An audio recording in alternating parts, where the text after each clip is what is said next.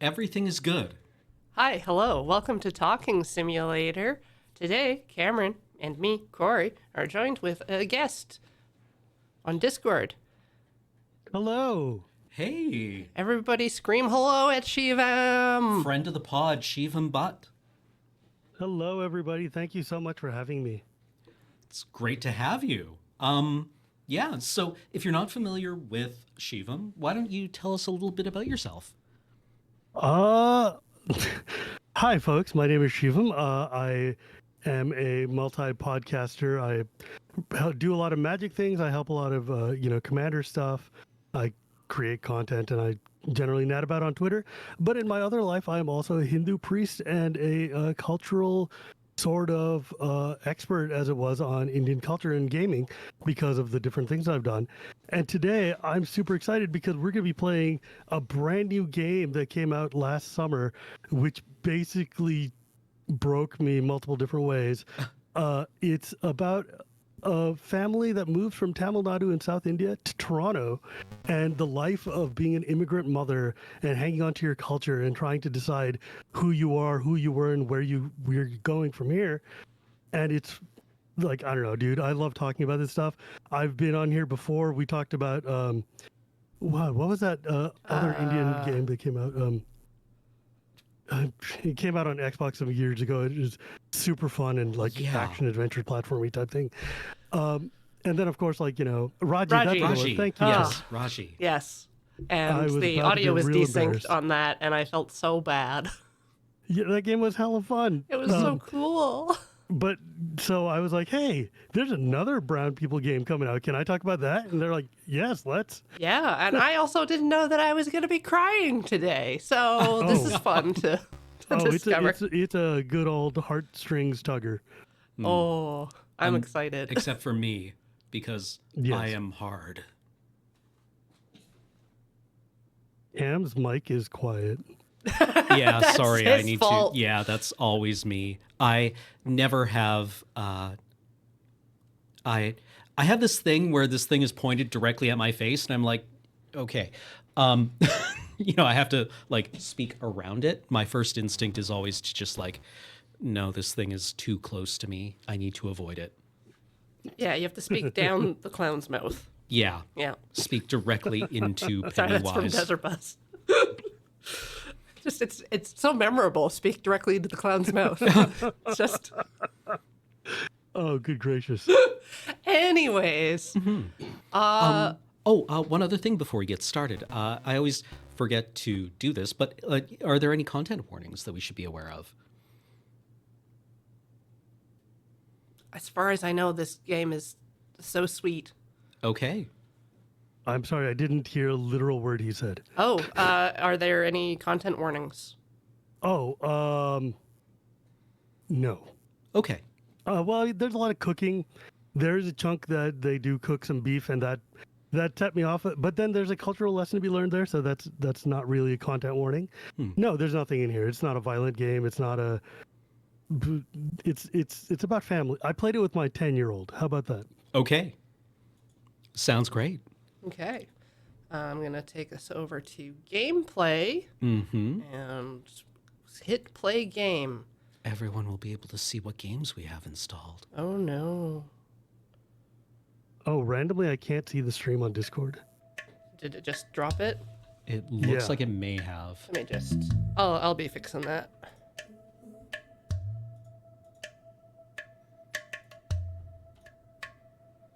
So I really like that they started the game with the Tamil language title.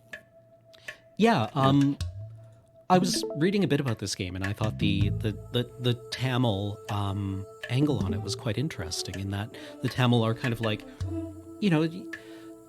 they are people from southern India, but also Sri Lanka, Bangladesh, right? And like through the southern end of the subcontinent. Is that correct? I'm checking to see if Cameron's mic is going into the Discord chat. Oh, Swap It you does over to not me. feel like it is. There you go. okay. Can you hear me now? Oh, yes. Oh, my God. There you are. Okay. I was just going to ask you a bit about like the Tamil experience in this game, and I'm glad you asked because I forgot that I wanted to make a disclaimer before we started. Okay. First, the thing is that I'm an American. This game takes place in Canada and about an immigrant family. Now, I am a first-generation Indian immigrant, so the game was intensely recognizable to me in a lot of ways. However, there's a few things I need you guys to know before we start, just to set them on the table. One is that I'm a North Indian, and this game is about South India. So there are things I know about their culture a lot just from osmosis, but I'm still speaking from an outsider standpoint of cultural understanding. Secondly, I'm a Brahmin, so I'm from the upper caste of Indian culture. And this game implies a lot that the main character and their family are from very lower and oppressed castes. Okay. And that shows itself in the story in a lot of ways. So again, I know what's going on and I understand and I can explain it, but I'm not speaking from a direct experience, and it's important for me to say so right off the top. Okay, wonderful. Yeah, because the Tamil people are kind of a they're a minority within India, right? Did you guys mute yourself? Oh, sorry. Okay. I hit a button and it did something. Are we still? No. Are- Nothing. I can hear the music. Okay. I don't know how to. I'm gonna continue saying words out loud, and just to provide a consistent level that Shivam can hear, and hopefully. Oh, everyone and in chat can for hear. the chat, Venba itself means it's the name of the mother. Right. Okay. I'm just gonna through this hole in the top of my chest, which I will articulate as words, Aha, there you are. and then my brain will modulate the size of my mouth and the arrangement of every kind of air speaking thing, and it'll create things that have meaning for my brain and that you will also interpret as having meaning, which is kind of weird when you think about it. There you are. Okay, good. It started with hole in the center of your chest, and I'm like, aha, Yeah. Cam is back. Yeah, doing my standard voice check patter, where I'm just going to say words consistently at a consistent volume until I get enough thumbs up to stop. So let's put on control. Yes. Full screen looks good. Audio looks good. Does it have subtitles? I guess it's not voice acted, is it? There's no voice acting in this game. Okay, it's all subtitles? Yes. Okay, well, let's get started then. I'm going to be gaming for you all here.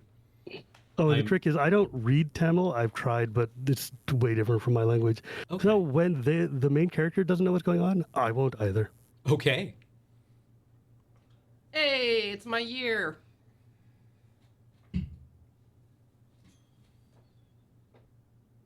So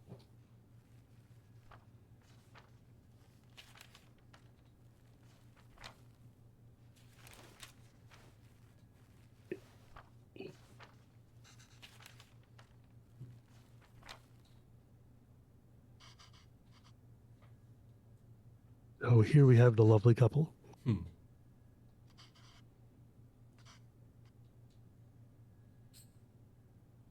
Pregnant.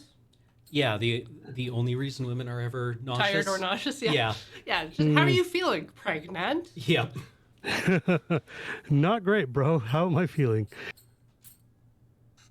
Uh-oh, do we lose game sounds? No, it's just Okay.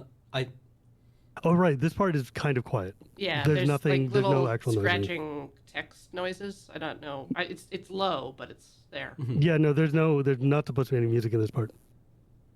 It'll come. But before we go, though, I want you to look at this background here for a second.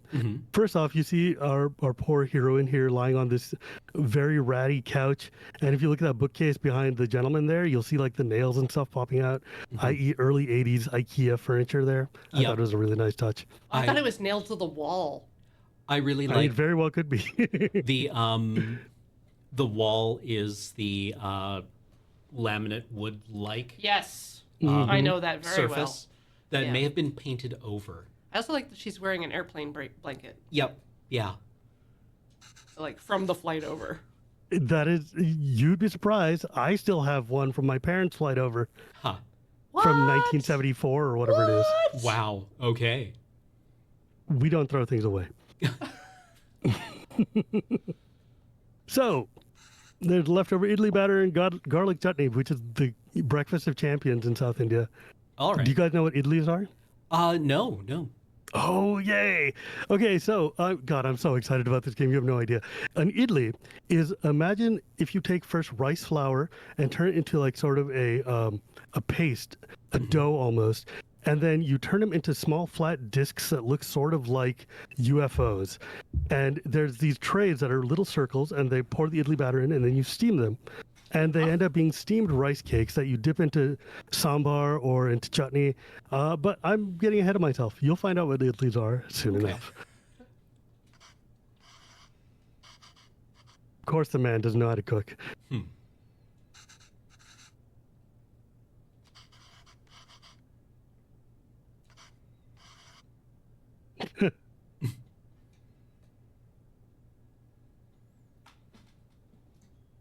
Facepalm. Typical Desi engineer doesn't know what he's doing in the kitchen. Yeah. Making his pregnant wife get up and cook. I guess this is the tutorial. Venba is her name. That makes sense. Yeah, the game is about her, so it's real cool like that.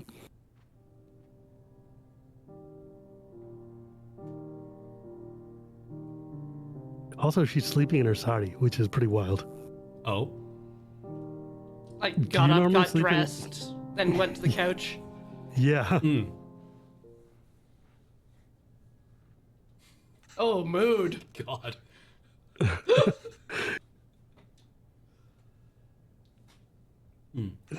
Her.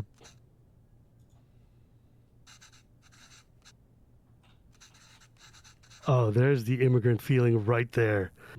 That was like the first place where I was just starting to get like, oh God, this is going to be that kind of game.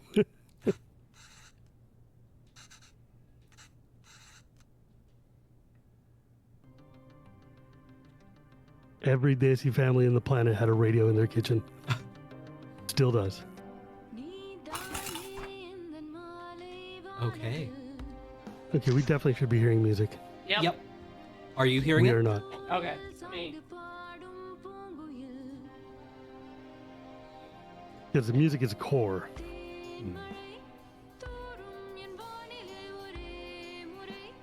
Got it? So, yes.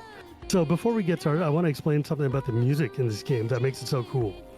The composer for this music, which is a Tamilian Canadian named Alpha something, I forget what their specific name was. I'll get that over time. Oh, actually, that's their name, Alpha something. No way. Alpha something. Basically, they're a Tamilian Canadian from Toronto, and they went and for each era of Venba's life, made a bespoke song that would have been of the era in the radio, in Tamil radio. And in one case, they even went and got an original old-time golden era film singer to do the song. So, like, the music in this game just rips. It's completely amazing, like tearjerkery. Okay, idli plate, towel, cooker, water, and batter. 2 ingredients. We can't possibly screw this up. Make sure to, or it will leak. Make sure to. It's fine. So, I am not going to tell you any of the answers. Thank you. Okay. The holes on the plate.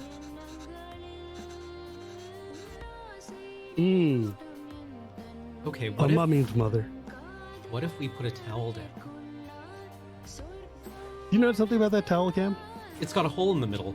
Probably goes on the top after putting in the... Oh! No, wait, are we locked in? No, I've already screwed it up. Dump it in, dump you it have in. 8 little undos. Oh! Or like, not 8, you just hit B to undo things. Okay.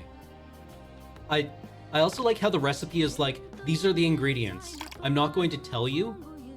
Oh, dude. The only thing, if you've ever cooked with an Indian mother, then you know that your ingredient list is how deep is your mother's palm. Yes. That is literally it. Good luck.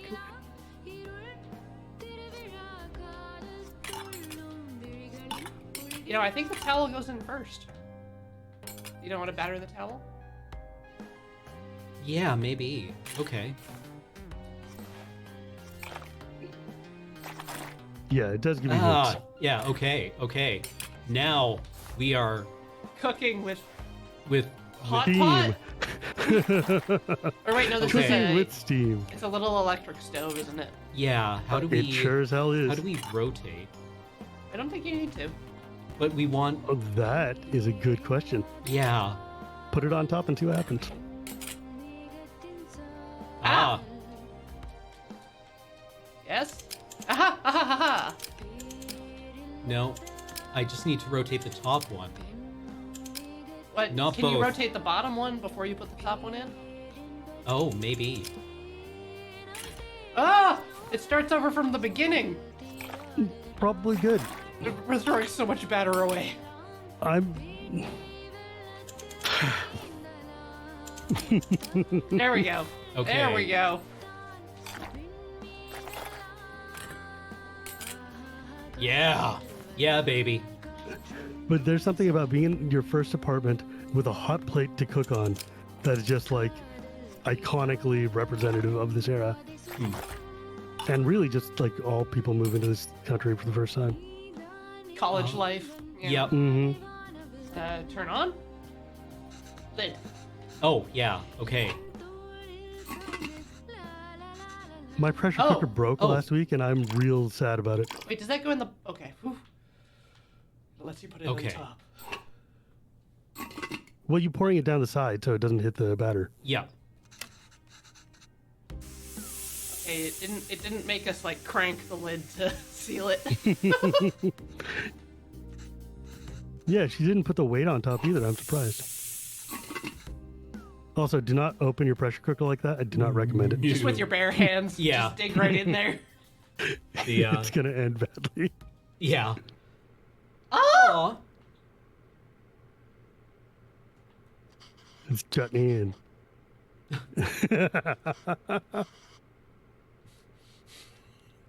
Then shave.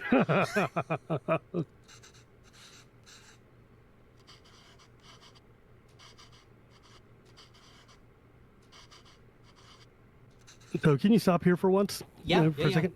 So first off, his name is Pavelin, and so her name is Venba.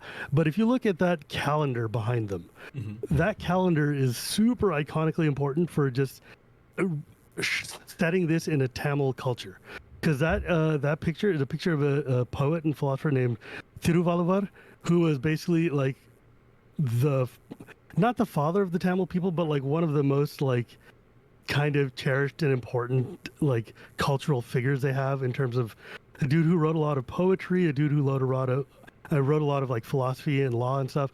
So much so that like all of the different communities of South India, of like the Tamil speaking lands, like the Hindus, the Muslims, the Jains, they all claim him as part of their own community.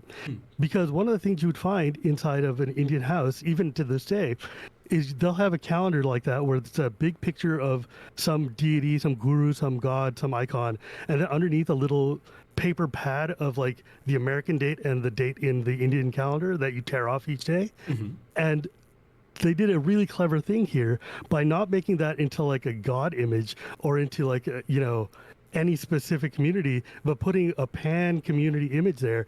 They give this like idea of all of Tamilness as opposed to just, oh, this is a Hindu family, this is a Muslim family. Right. And right. so it's a okay. really clever way to set this game in a place without picking any sides. Okay. Okay. Yeah. There's a movie called Mutu with superstar Rajni. Is that sort of the same thing or related? Yes. Okay. Okay. All right.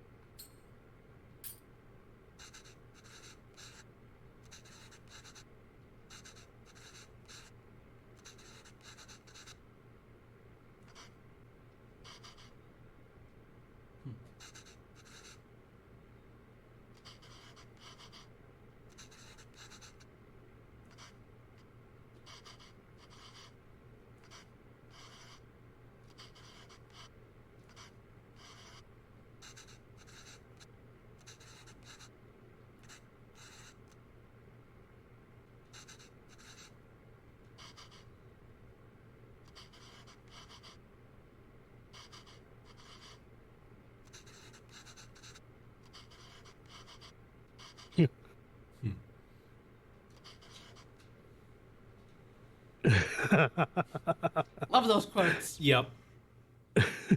It's so that part there is a little wild because like a lot of the immigrants in the 70s and 80s come to America and they could not afford to go back for decades almost. Like my mom didn't see or talk to her mom for years after coming here because there was no phone back home. And like there was no way to get that kind of conversation. Oh, wow. Okay. Yeah. And the only way was through airmail. And here Wow. we see that she is a good Hindu wife. She put the tilak in her forehead. And she's got her bangles. Making the leftover idli for her lunch.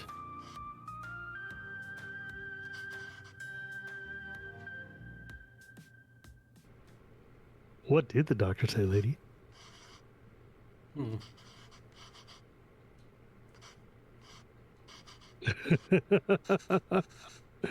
Uh-huh.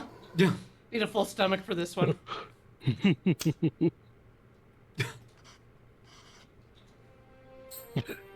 I like that slap a lot. She's full of idlis. That's really cute. It's super adorable.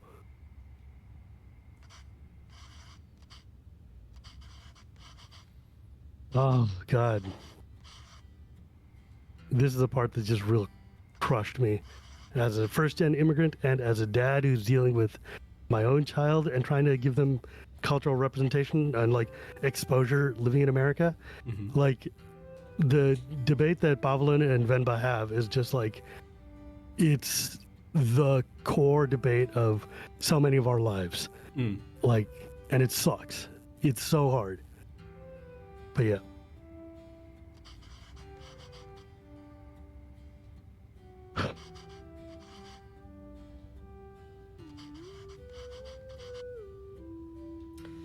Yep. Hard.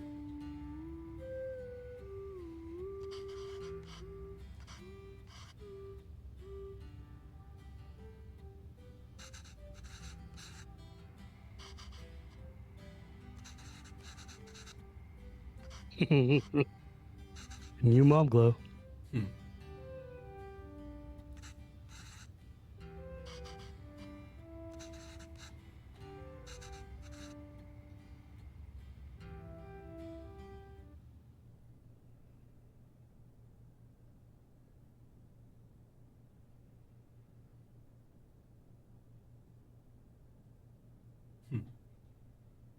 So are these quotes, are they Yes. aphorisms? Are they... They're famous quotes and aphorisms from the writings of Thiruvalluvar. Okay. So 10 years on, or like maybe, I don't know. Yeah, 8 It was is 10 years. is Six years. 6 years on. Yeah. Yeah. I think this is the year Jurassic Park comes out. Mm. Or is that 93? 93, yeah.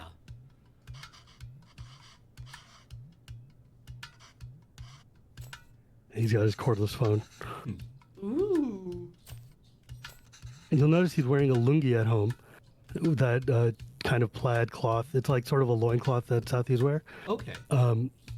It's really comforting and cool. And even today, if you go to an Indian's house, you'll find South Indian people will tend, like, on the weekends and stuff, just hang out in their lungis because it's just easier. Kind of Who like needs pants, man? kind of sweatpant, pajama bottom. It's vibe. a piece. It's like a 4-foot piece of cloth that you wrap around your waist. All right. Like it's like sitting in a bath towel. Out of curiosity, Venba's wearing the same sari. That's, I think, more to just represent that. It's kind of like Mega Man always wears a blue suit. Okay. Okay. That's our house sari. All right.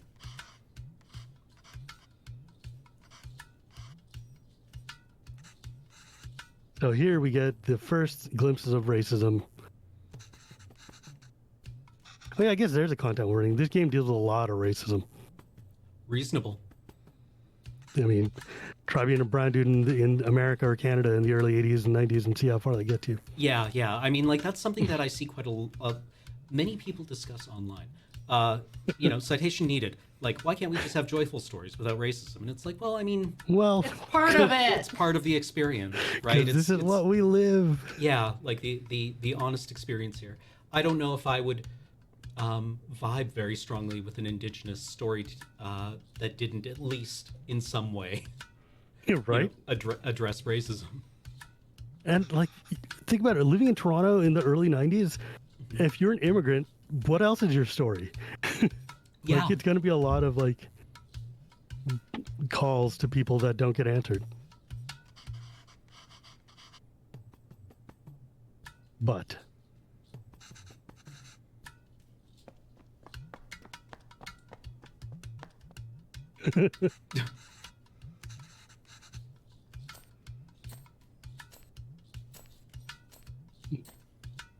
poor Venba. I like how lightly she jangles when she walks.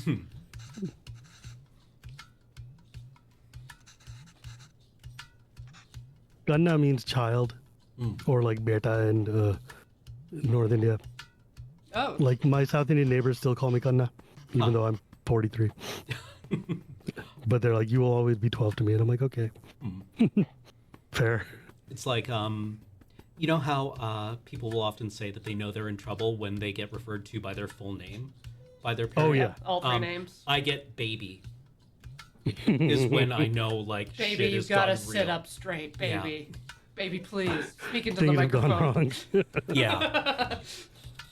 Like, I have trespassed.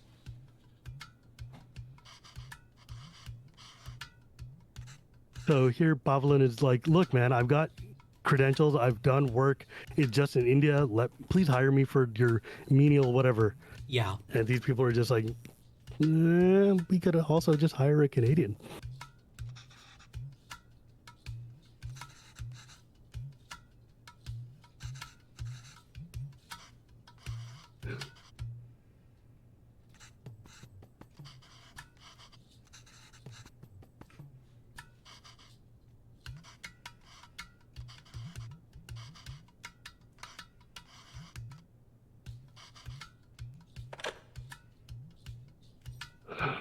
Deep sigh. Yeah.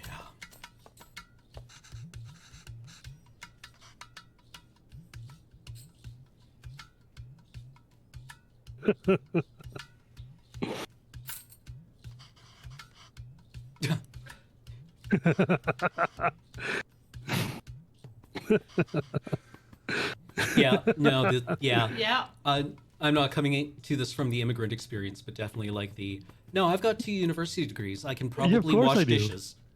Right? You know what, man? Whatever it takes, right? Yeah.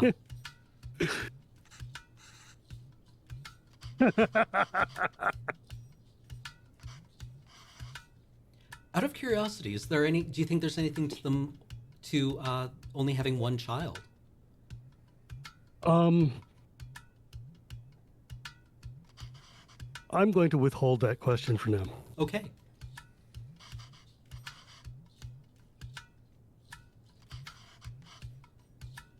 Yes, good. Cartoons. That's how my parents. I mean, Yes. we all watch Sesame Street together, man. Although it's weird because like my parents came to to like America speaking 4 languages each, Right. including English, Right. Yeah. Yeah. Yeah. and it's like what? But don't get me started on that rant. Appa means father. Right. And You this would probably be figured that one out. Appa and Amma. Batman the animated series. Yeah.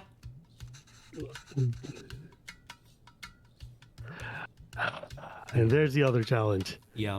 You're raising a kid in a foreign country, they don't speak the language. What are you going to do? Yeah. If you're not Especially if you speaking at don't. home with them. Yeah. Especially if like your only opportunity to speak it is at home with your parents. Right. So the choice is, do you want your child to assimilate and be able to fit in and grow up, or do you want them to hold on to the old culture and speak the language at home? Mhm. And yeah, good luck with that one, man. Yeah. It's like especially hard because you don't want them to hit the same barriers you're hitting. Yeah. Right. Yeah. Especially yeah. But This entire conversation with your father or with the father, Yeah. he is experiencing discrimination. It's 100% that. Like when I was growing up in San Jose, I had Vietnamese friends who spoke mainly Vietnamese all the time. Oh God, this line killed me. Do you know that his friends call him Kevin? Like, this line wrecked me so hard. My son was like, Papa, why are you crying? And I'm like, because your friends won't call you Akash, they're calling you other things. How have I failed? You know, like, where did I fail as a father that I couldn't get you to like your own name? Yeah. And I hope nowadays the babies are allowed to have whatever name. well, you would think. Yeah. I mean, living in the Bay Area makes it a little easier because everybody is from somewhere. So, like, if you don't have a Spanish name, that makes you the weird one. But, yeah. What's wrong with that? The kid asks. Let me tell you, as a kid who grew up being called Sam, I'll tell you what's wrong with that. Mm-hmm.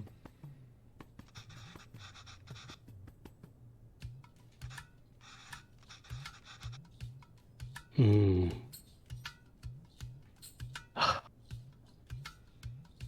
Yeah. I want to know the story of Kevin. Tell me. Well, yeah, this choice here, I think, is quite like this seems like a fairly significant choice in this 'cause, kind of like, conversation.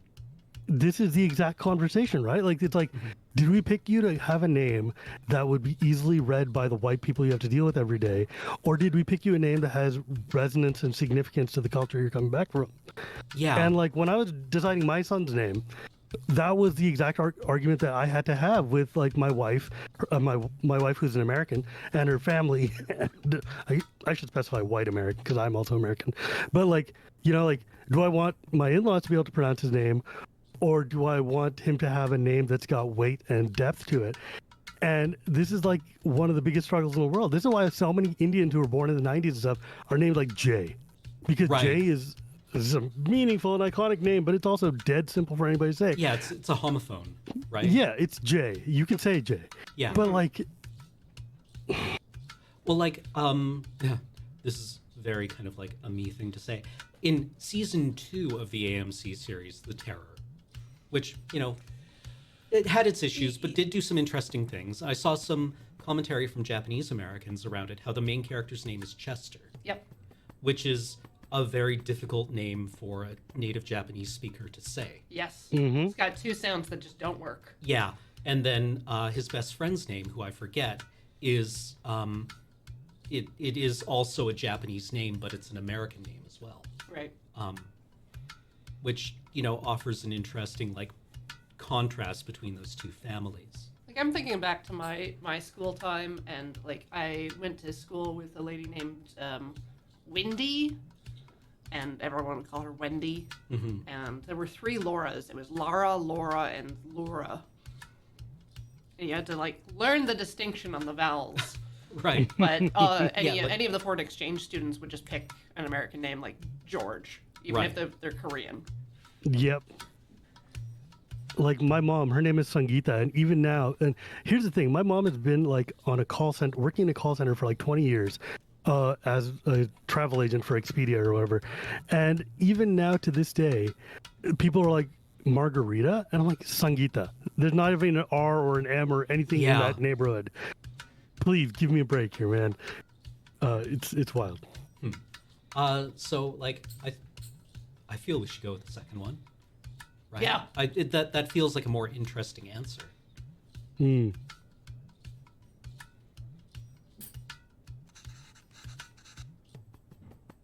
Exactly that. Exactly that. Preach. Yeah, yeah. Yep. That's what I tell them. I'm like, look, if they can pronounce Krzyzlowski, they can pronounce Akash, so make them deal with it. Yeah, exactly. But like, I mean, also I remember being a little kid and just, you know, not wanting to disrupt anything, Yeah. Yeah. right? It's the sort of thing that I had to grow into my anger about. And now I'm just like, don't abbreviate my name. Like, don't.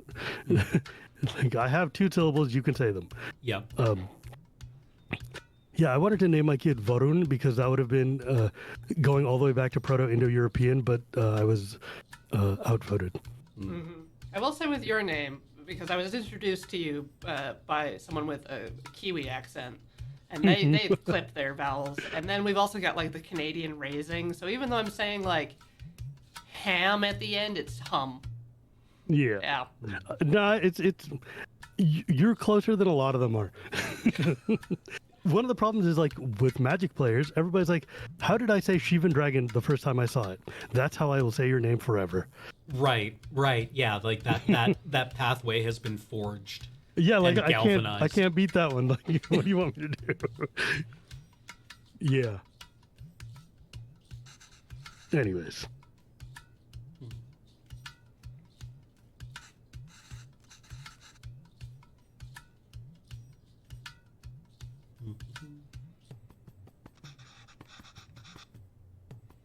Oh, I get that. Oh. Tell me how you could wound an immigrant parent Yeah. harder than this. Yeah, I could see. Like- yeah. That's a stab in the heart right there, is what that is. The kid, dude, the imperious asshole face Yeah. that all 6-year-olds have. Yeah. The this is childhood defiance, right? This is But exactly it's like that. particularly wounding. Oh yeah, they have found a way to stab my parents.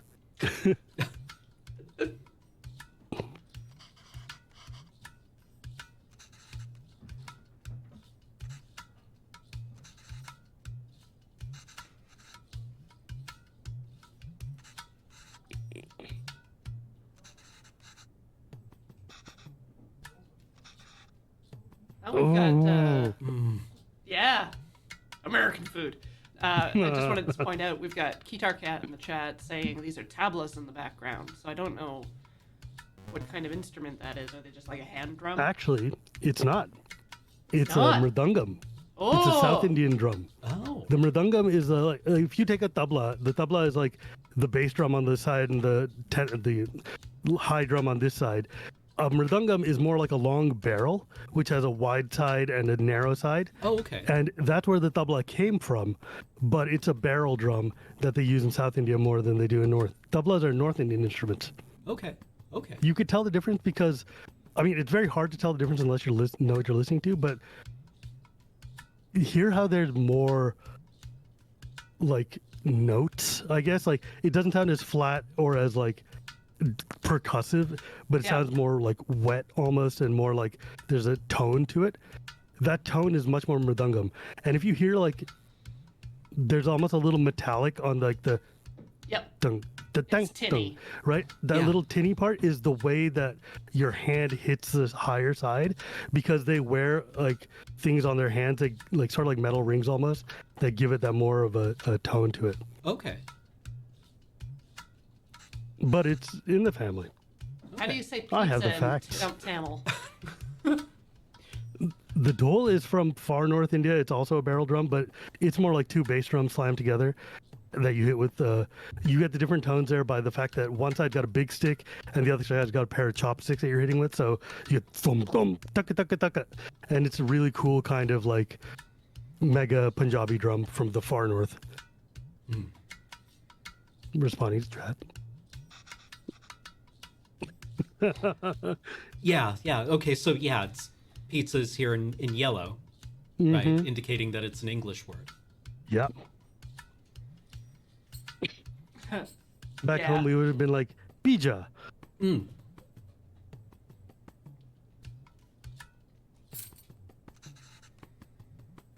Parota, yes, hell yes. Parota is like bread. Dosas are Dosa. like South Indian crepes. And I Love them. dosa. Yes, so much. Idiyappam. Ghee dosa? Just like butter dosa? Yep. Oh, he is good. Yeah. I think ghee is an onomatopoeia for the noise the person who invented it made. They're like, ghee! Yeah. Ghee. Oh, ghee. Biryani. Biryani, of course, is fancy rice. Just more dosa. Curry dosa. Oh. Huh. Get out, kid. Get a job. Puttu.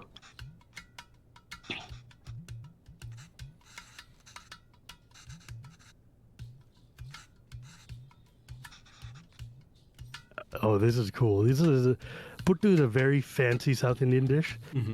I'm not gonna explain it. Okay. So she's pulling out all the stops to impress her kid. Yeah, like this seems like a cruise missile directly into the frontal cortex of a 6-year-old. It's a rocket.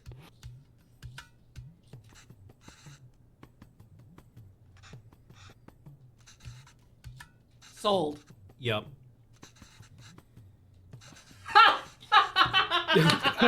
Oh. Yeah, nice box. The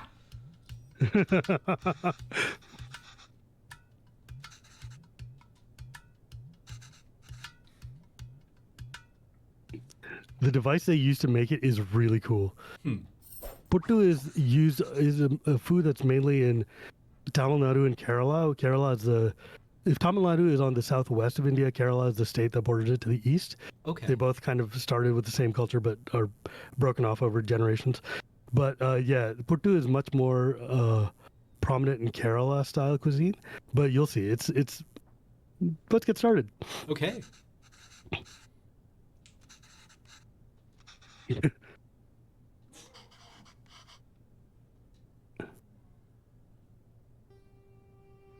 we go.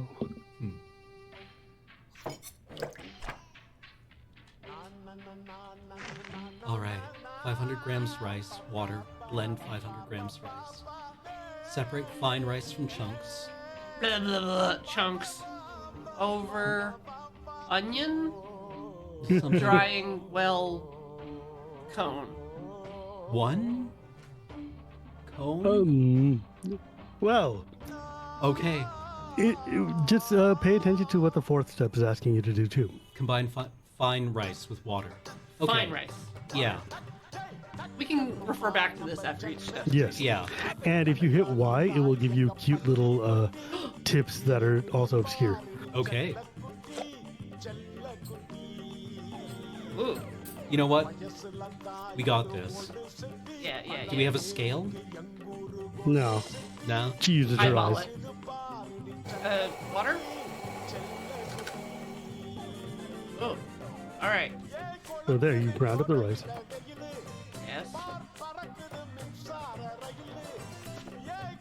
Just dump the rice on the sieve.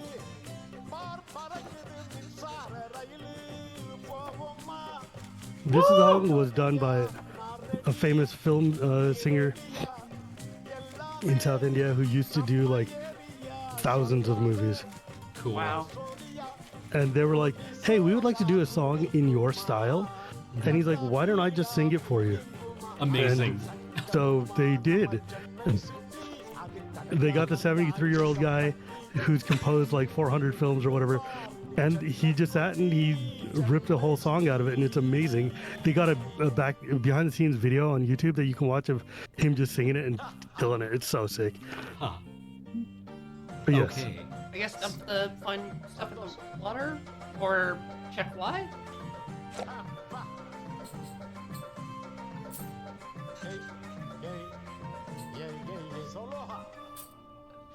Make you beg for it. So, does it look like the rice is completely... Put it back in the blender.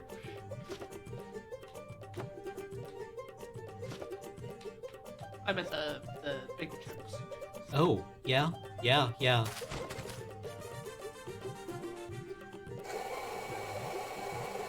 Good call.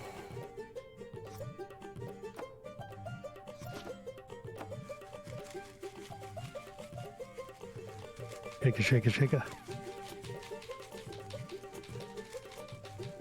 I was stuck on this, and then my wife was like, are you an idiot? Dude, I know how to do this. I'm like, how do you know how to do this? It's like, your mom taught me. I'm like, oh, burn.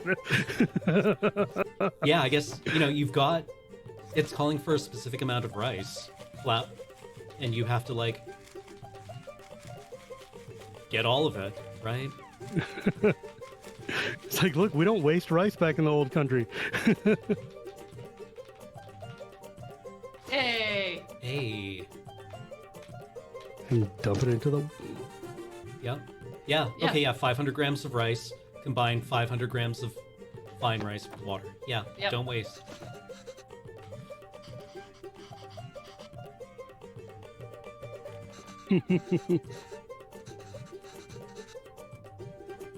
Yes. Okay. The other thing about this game that rules is that you can actually follow the instructions and cook this yourself. I was going to ask if like these were complete recipes because Yes. that seems honestly quite important as a way of relating to this. And like they're starting off with fairly simple stuff, although the apparatus for the rice, idli? yeah, the idli was probably a bit specific. Yeah, you can get them for $20 from an Indian store. You know Okay. what's cool though? The sound effects that they used while doing the food scenes.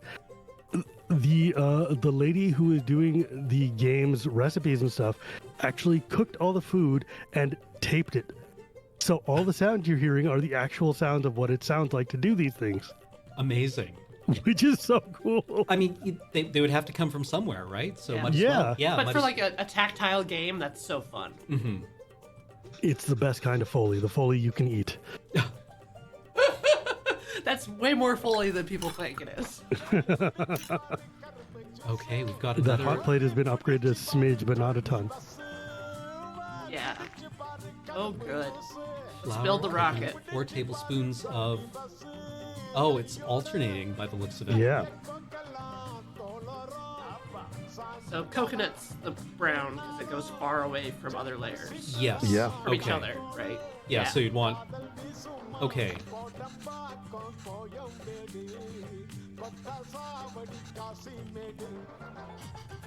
And figuring out how to put the rocket together. Put the butt of the rocket down, or Ooh. Yeah, probably. build it on Yeah, the probably stove? assemble it. Yeah. Well, you had the right idea, Cam. Oh, really? Yeah, in that you probably wanted to put that. Yeah, that goes on the bottom. I was just thinking of putting it on the burner first. That's Right. all, not stacking them behind.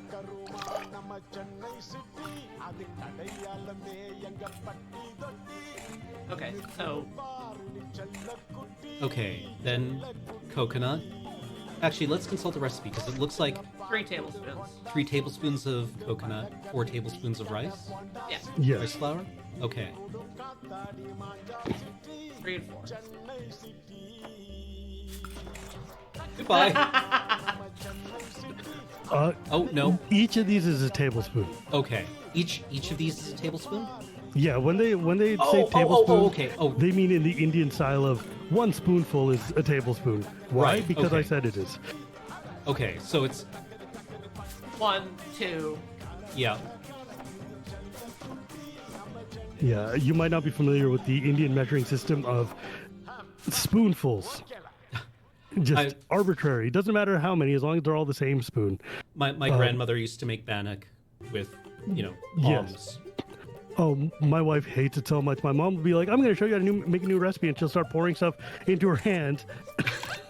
And then my wife is like, "My hands are not like yours, so I'm going to make you pour that into a spoon." And my mom's like, "I hate these damn measuring spoons so much," but that's the only way to do it.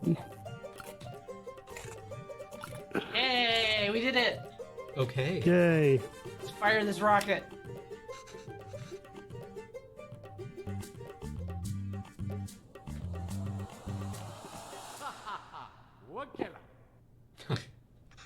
It's this cool cylinder of rice and coconut and stuff, and other flavorings that is just very celebratory and super fun. Okay.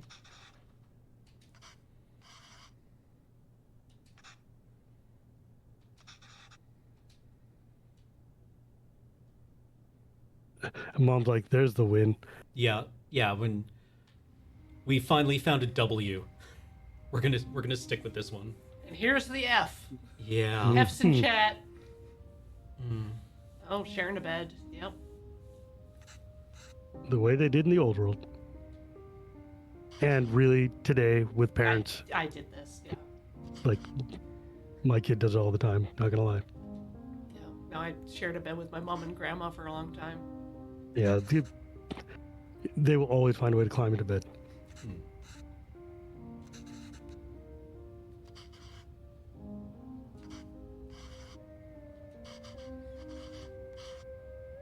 Hmm. Hmm. Ah, the mythical file that they keep you on. Yep. Let me tell you, as an unemployed dad, this definitely did not help me.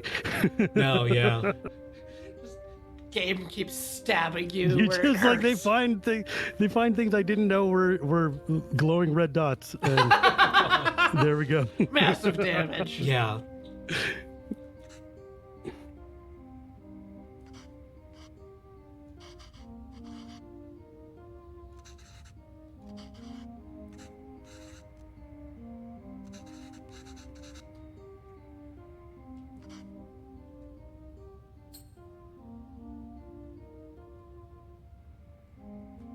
I mean, it is all about who you know. Yeah.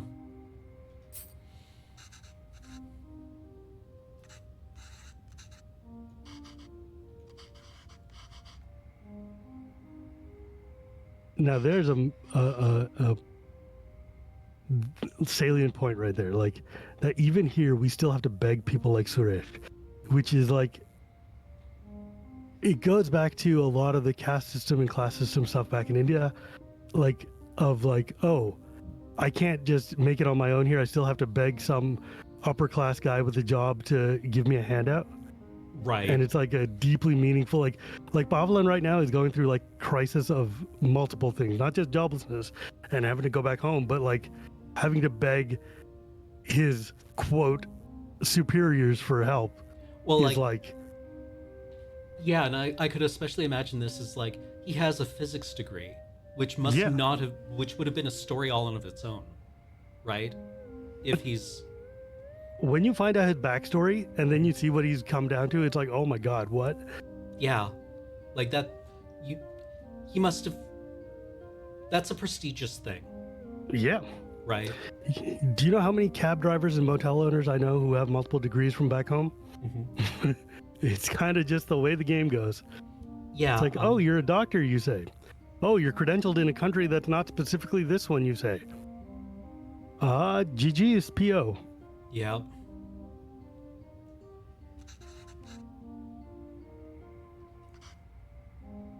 Yeah, I know it's not begging. It doesn't make it feel any less.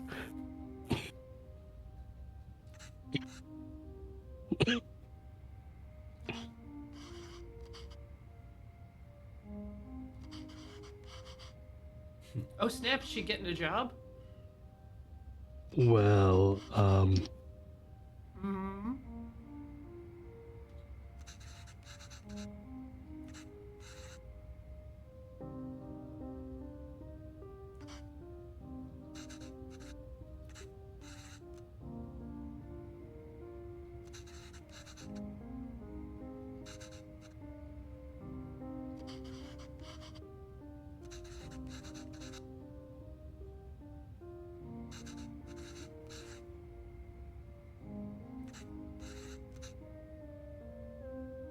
oof.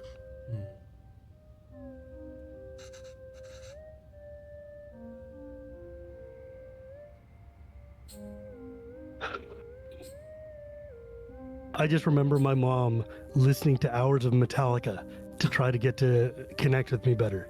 Yeah. Oof.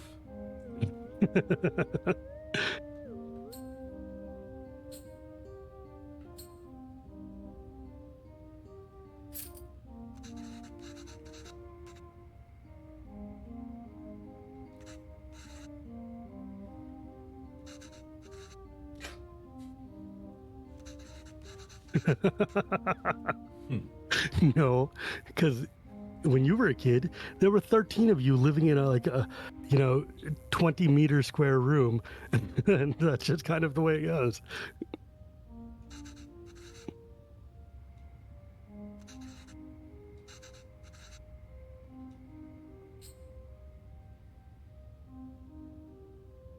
Oh God, I know that. He doesn't eat lunch at school. Do you know why that is like one of the stabbiest things you could say to like parents. Oh, I Yeah. am giving you home food right. from my home and my culture and my understanding, and you're scared to open it at school because you're afraid the kids will make fun of you because you don't have a ham sandwich. You have soup and idlis and dosas and things that today people would pay $50 to go and sit down and beg for a plate of.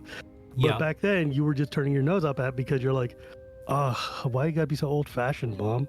Right, right. Yeah, the food is unfamiliar to all his friends. Mm-hmm. And so, yeah. That's bullying. You smell weird, Kevin. Ugh. Oof. Why's your house always smell like spices? Because my parents know what flavor is, stupid. Yeah.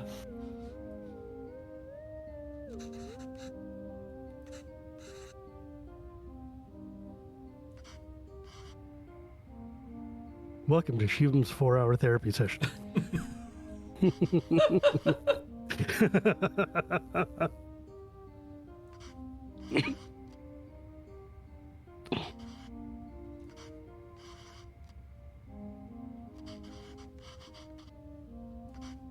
At what cost? At what cost?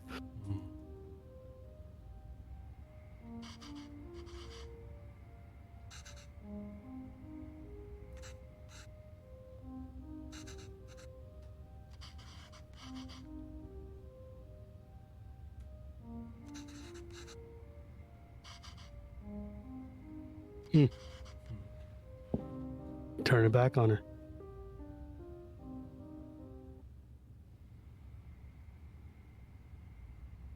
Ian does a really good job of storytelling. Mm-hmm. Do we want to take our first break here? Yeah, we should pause and go get some water and stand up for a little bit. Yeah. Sounds good. All right. We'll see you in about 5 minutes, chat. You too, Shivam. Yeah. Yep.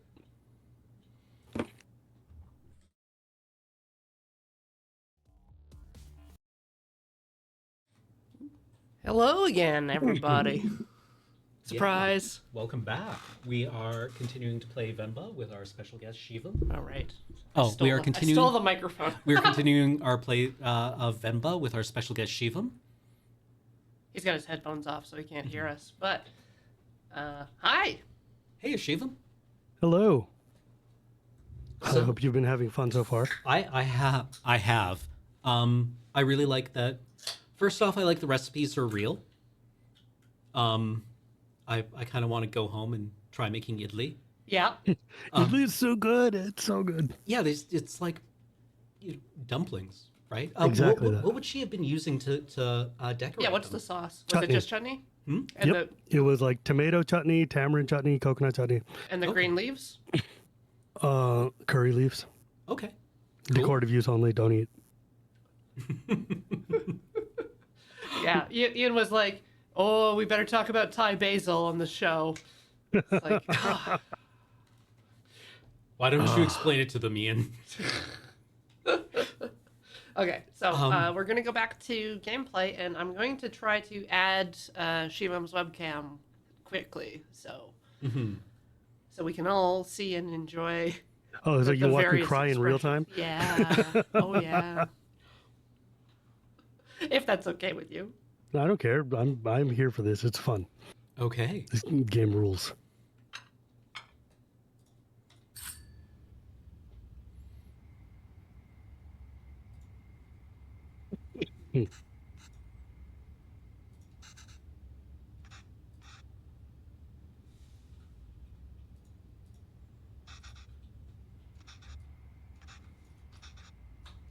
Oh, wait.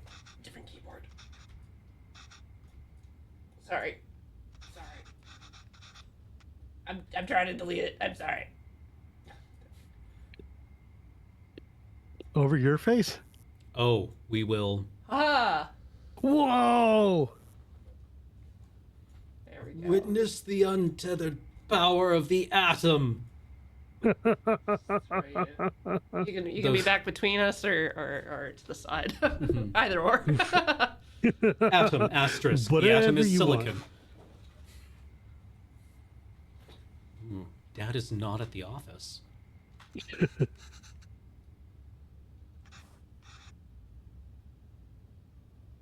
That's an Oh. interesting filter over the dialogue bubble. Yeah, because her English is not very good. Yeah.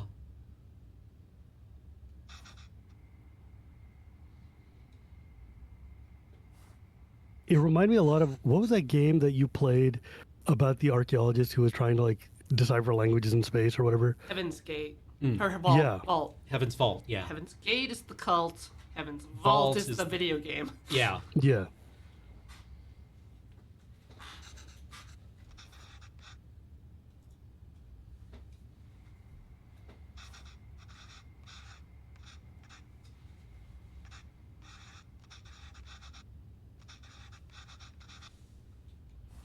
Hmm. Hmm. Sorry, I should get a green screen. I don't have one right now. Depth of field looks so much better. IMO. Offered without a green screen. I love the office look. It's much more visually interesting. Besides, you are our green screen, maybe.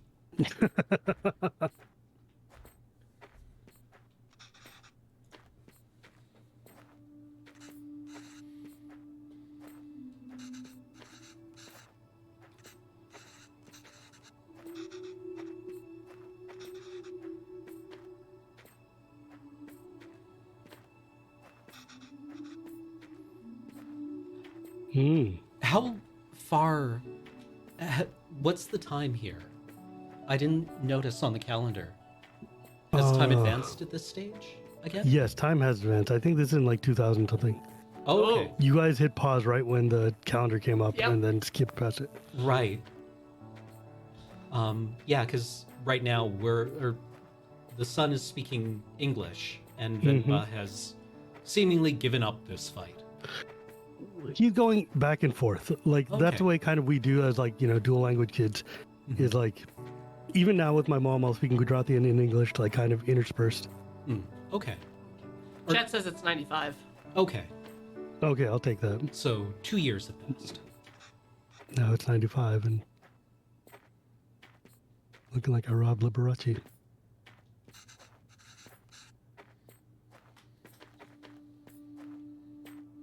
But also think about what it must be like for her as a mom to be like, I can't speak to my child. Like, I can't understand what he's saying. How weird is that? Yeah, the filter, I keep forgetting, we are seeing this from Venba's perspective. So Yeah. sometimes, like, she has difficulty understanding him. Yep. And when she does, it's like the weird water bubbles. Just like her mom's cookbook.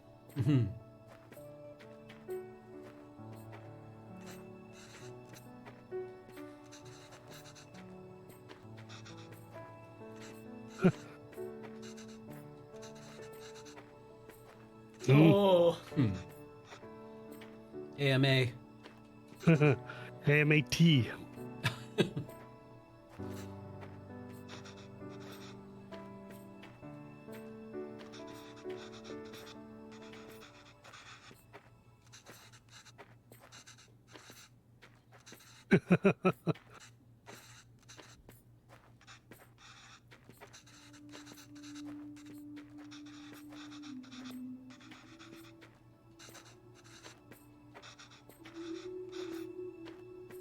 Hmm.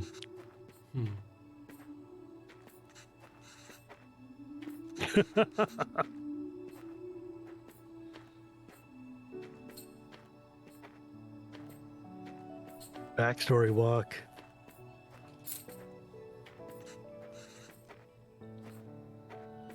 So she already has a job. She was teaching in the last scene already, Yeah, talking about her class. but they weren't promoting her. She was like substituting. Right.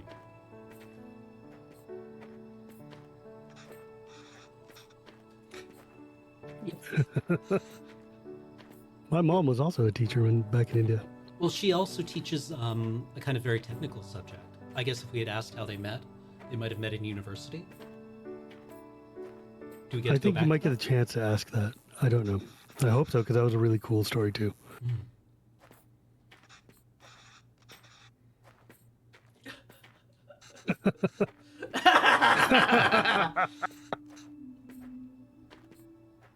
She was 20, man. What do you want?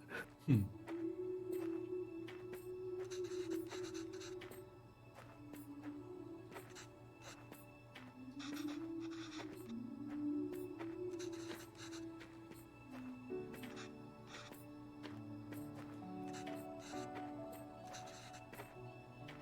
Hmm.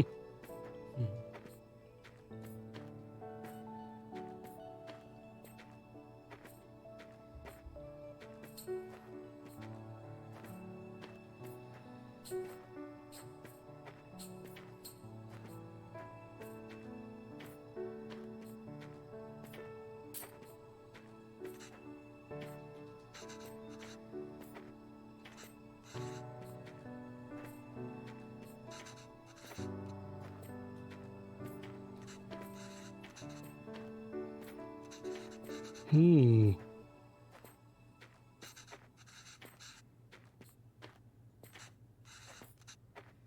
Hmm. So what does that tell you right there? That says he is of a lower class or lower caste than she was, or from a lower community, and her family was not interested in having a marriage between their daughter and this dude from a lower class who's obviously a writer, and as we learn later, a special type of writer, let's say. Okay. And it was not good for the family name. So when she marries him, it becomes this whole like community kind of like outcry, and just like a lot of like classist BS. And I mean, think about how bad it has to be for you to be like, in order to stay married to this person, I have to leave my country. Like that should just like frame the issue for you. Like, Right. it got so bad, the only thing they could do to stay together was to literally go across the planet. Yeah, you couldn't move cities, right? Like this would be a systemic issue everywhere you would. Yeah. Yeah. And it's not okay. like you could even speak the language outside of Tamil Nadu. What are you going to do? You know, if you're going to go somewhere, you might as well go somewhere where you still don't speak the language, but they have health care. Like, Yeah, yeah. Okay. remember, each state in India has its own language Hmm. that is almost incomprehensible to any other state. How many states are there? 20 something ish. There's a couple of new ones that showed up recently. But like a lot of the states are divided on linguistic lines. Yeah. And there's a lot of agitations periodically for people who are like, hey, how come you're not recognizing our language and giving us our own like autonomy and stuff? And that's a real big political problem. Uh-oh. Uh-oh. What are Oh. these? Uh-oh. Look at how they That's- spelled his name. That's... Yeah. Pavlin.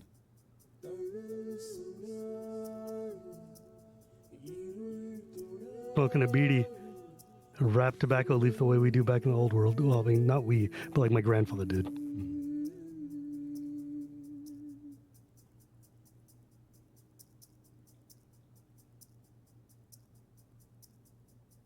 So they all left at 5 to go hang out with the sales team. And he got crunched Yeah. because they don't want to hang out with him. How dare you come out and think you're equal to us? Of course, he's bothered, so he's writing about it. Yeah. Okay.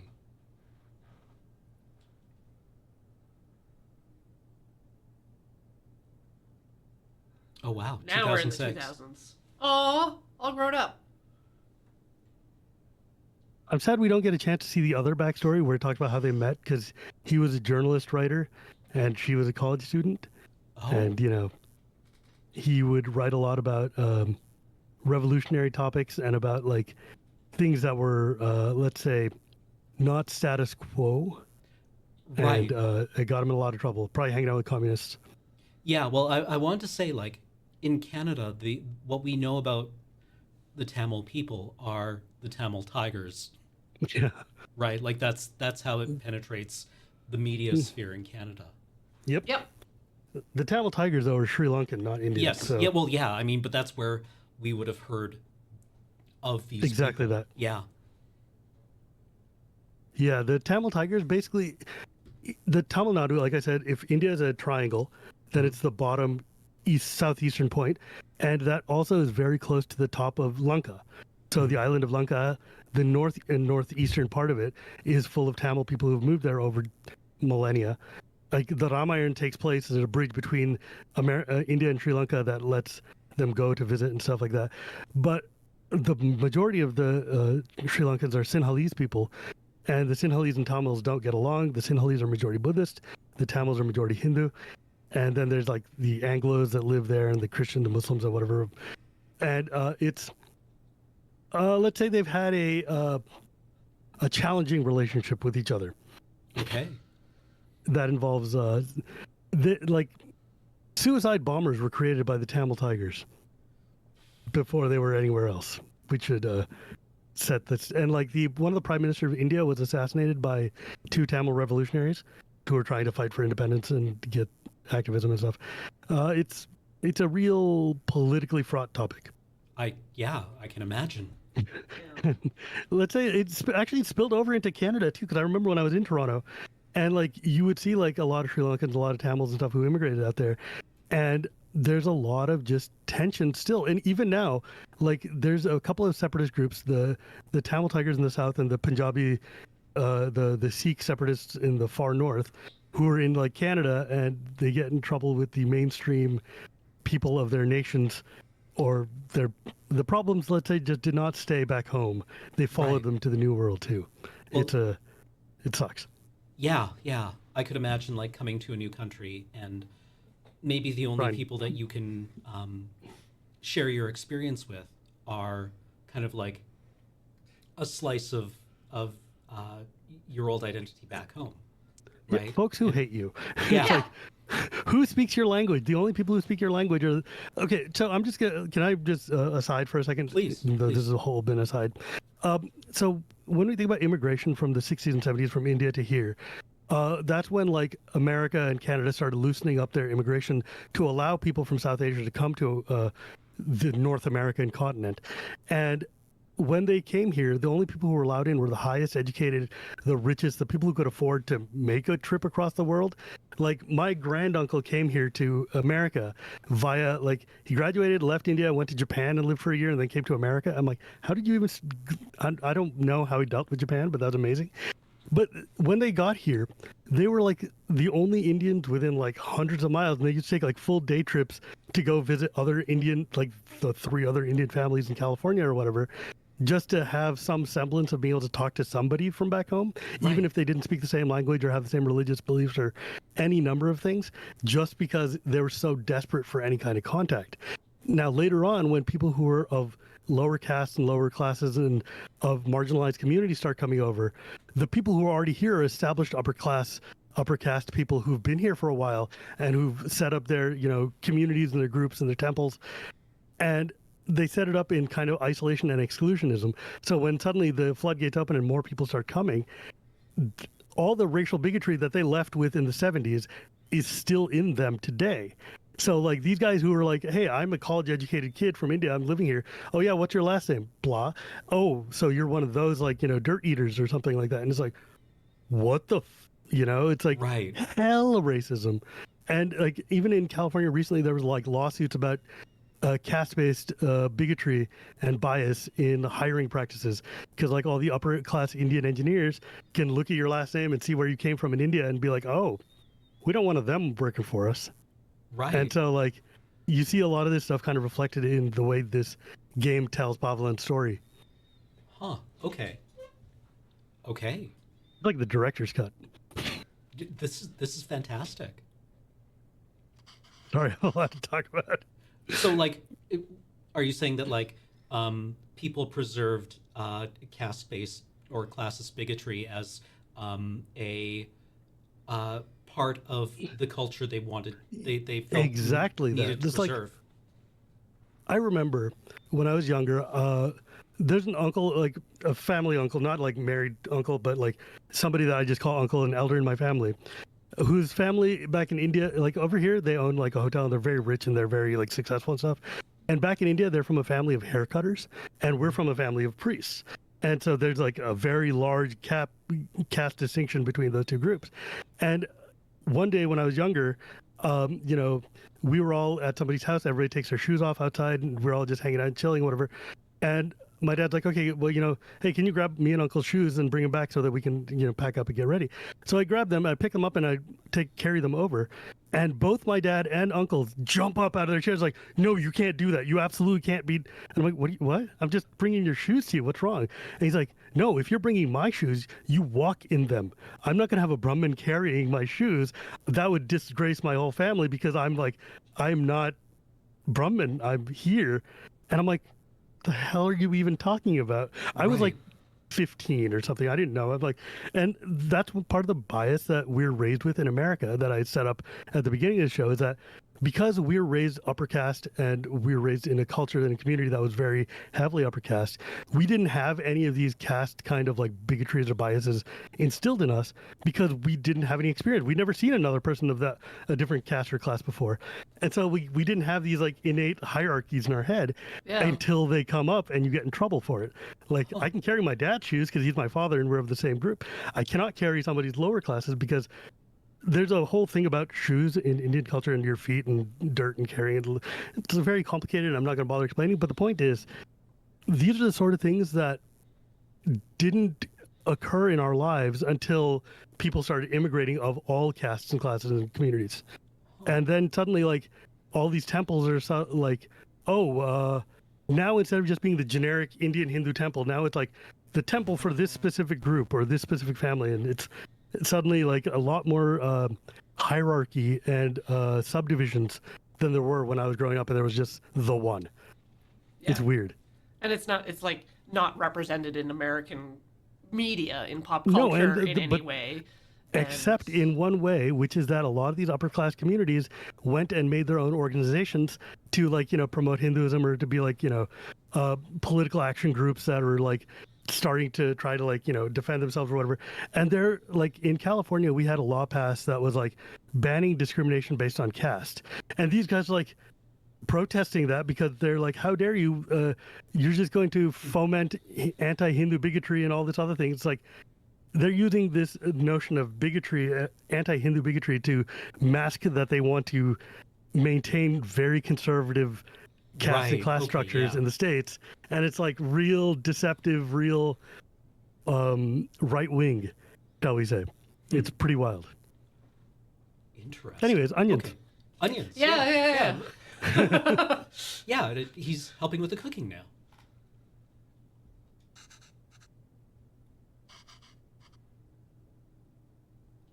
Yeah, I'll say it's great that this game is so grounded that it leads to these kinds of conversations. Oh, yeah. It's awesome. The stove has been upgraded. No recipe book. Oh. That's why. Yeah, you figured it out. Okay.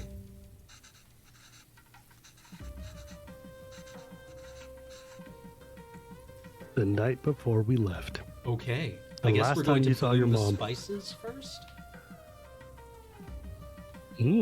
That's a. Now, I want to say this right now with a great deal of pride. My wife, who is American born and raised, was able to do this entire puzzle without any hints or helps, just because she learned from my mom how to cook. And I was like, that is awesome. Also, what the hell? Also, they're beef eaters. Yeah. That is a story by itself.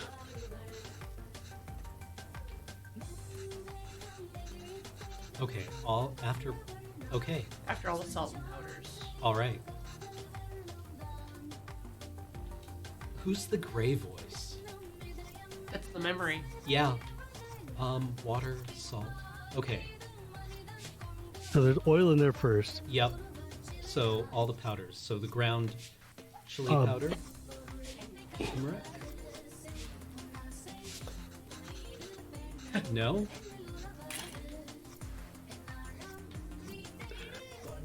Okay, this does require you to have a little bit more knowledge of Indian culture. So maybe you want to click some of the other little memory bits there. Okay. That's still the beef. Oh.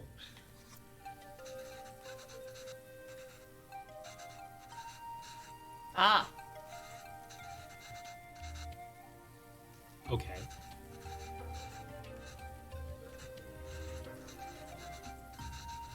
Okay. Yep.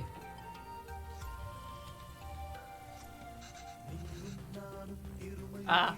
Okay. Cardamom pods. Add all the dried spices first. Yeah. Okay.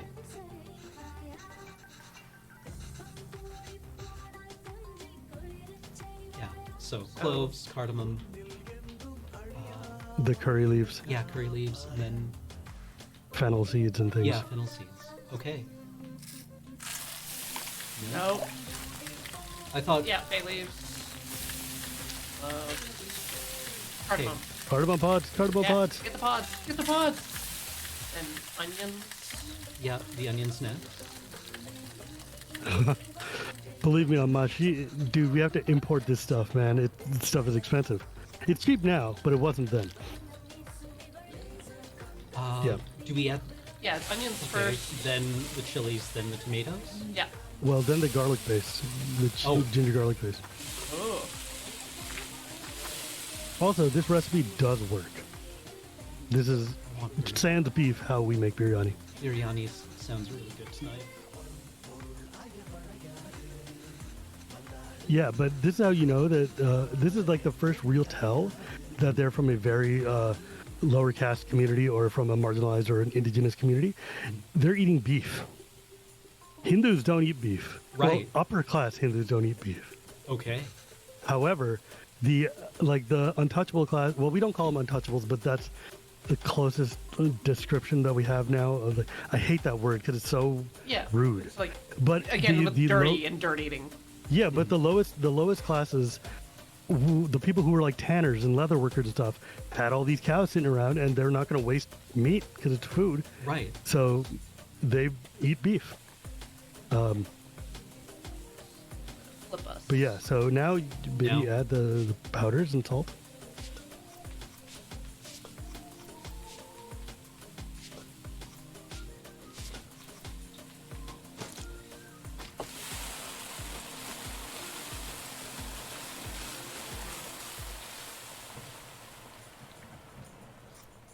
And then, once it is cooked, we add water. Mm-hmm. Yeah.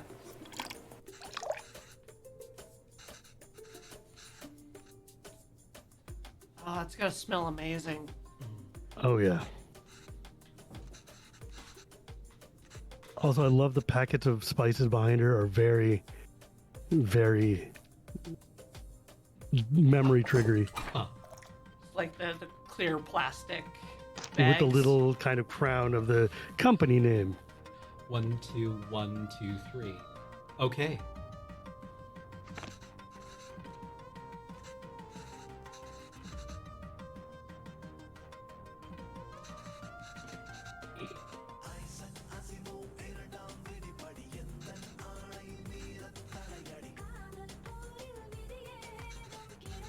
I love this song.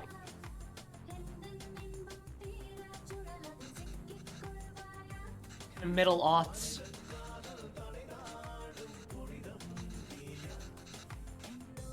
We'll visit often. Sure we will.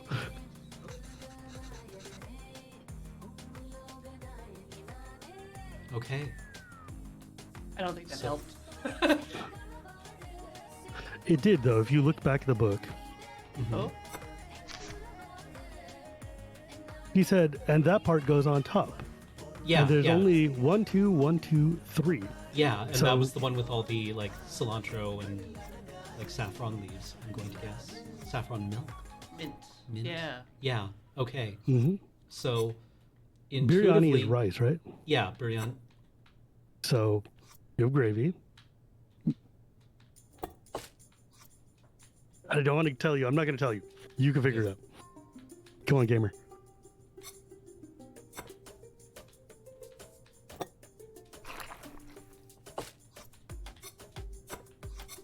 Scoop. Bowl. No. You're on the right path, but not that path. Ah.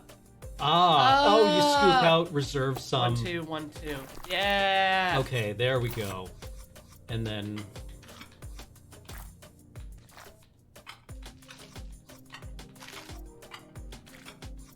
Yeah. The saffron adds a color. Yep. Beautiful. All right. Yeah, sorry, scoop out the gravy, reserve half. Yeah. But look, this game is teaching you like authentically how to do this. How sick is that? Yeah. And I like the Real little gamer grains. cow, you know, baby. Deep brand everything. I like how there's grains of rice left in the bowl, because it's cooked rice, right?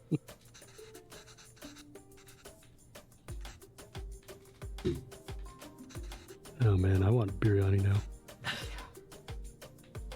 Biryani is such a pain in the ass to make. Really? It only takes like 30 seconds. Yeah.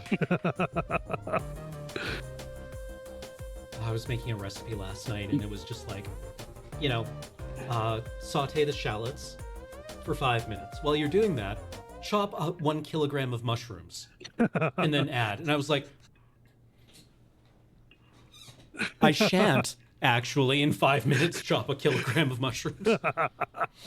Also, notice Pavlon is still wearing his busted glasses. Yeah, but like the lenses have been replaced. Yeah, but he's not going to buy a new frame. He's too ditzy for that. Yeah. And of course, our boy here with his early 2000s fade.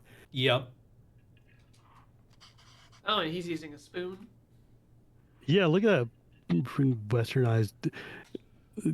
And of course, the way we eat back home, with your right hand only, not with your left hand ever. Mm. Left hand is for washing your bum, right hand is for eating. Hmm.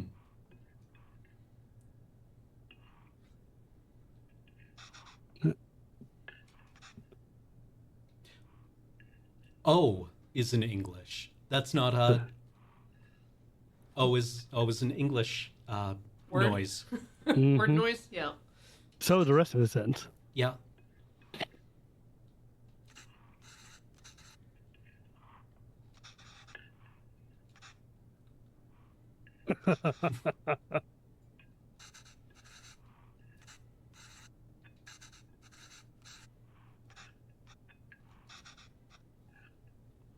Driving's Carlton?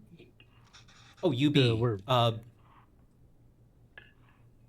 University of Boronto. Yep.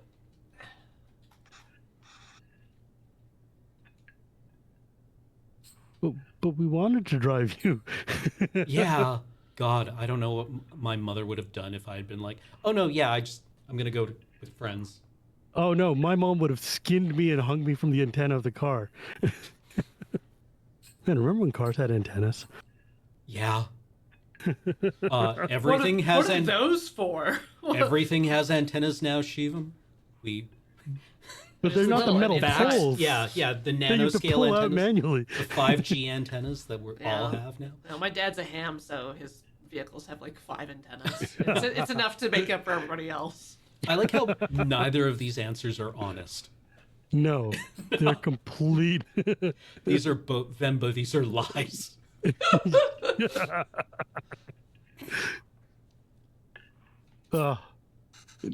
None of the answers get you good answers.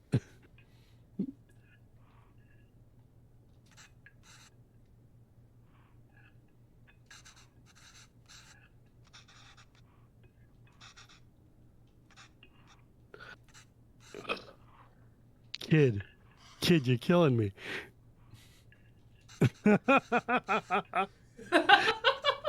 What do you think, Pops? No, of course you didn't. I love Bavlon's face right now. He's just like, what the hell, man? Yeah, it's like, did I get any meat in here?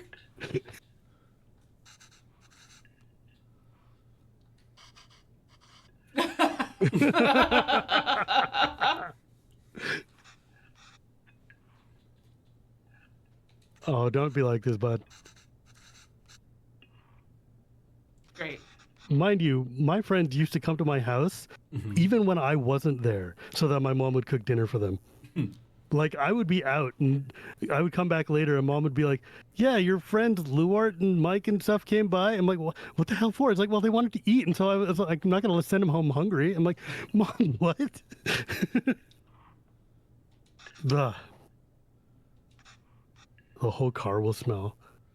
Get the hell out, you ungrateful. Oh. I'll have it. I hate him so much. I hate him so much.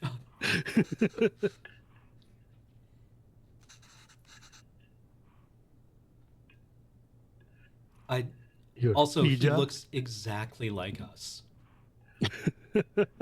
Like he's got The Hovland's round. eyes, but otherwise like our exact facial structure.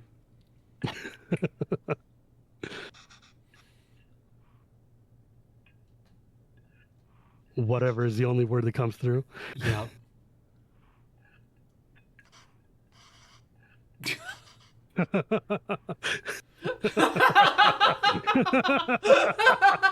He's so mad. He's like, I spent all this money on this damn. I didn't get any of it.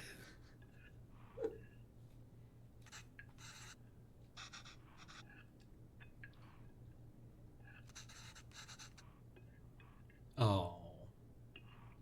Kevin.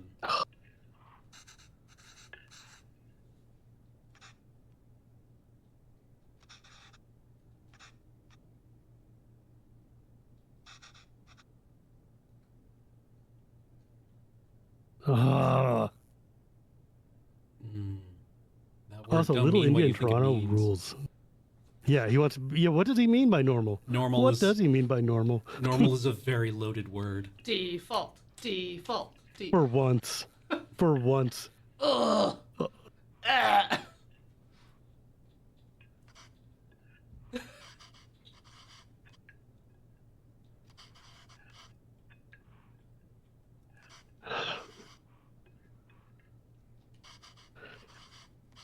Bavlin's incredibly wise here because I would have popped off so hard.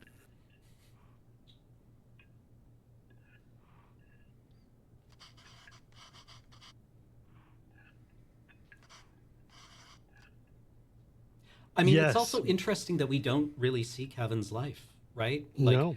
it's completely hidden from our perspective. We don't know if he's like, is he being bullied about this?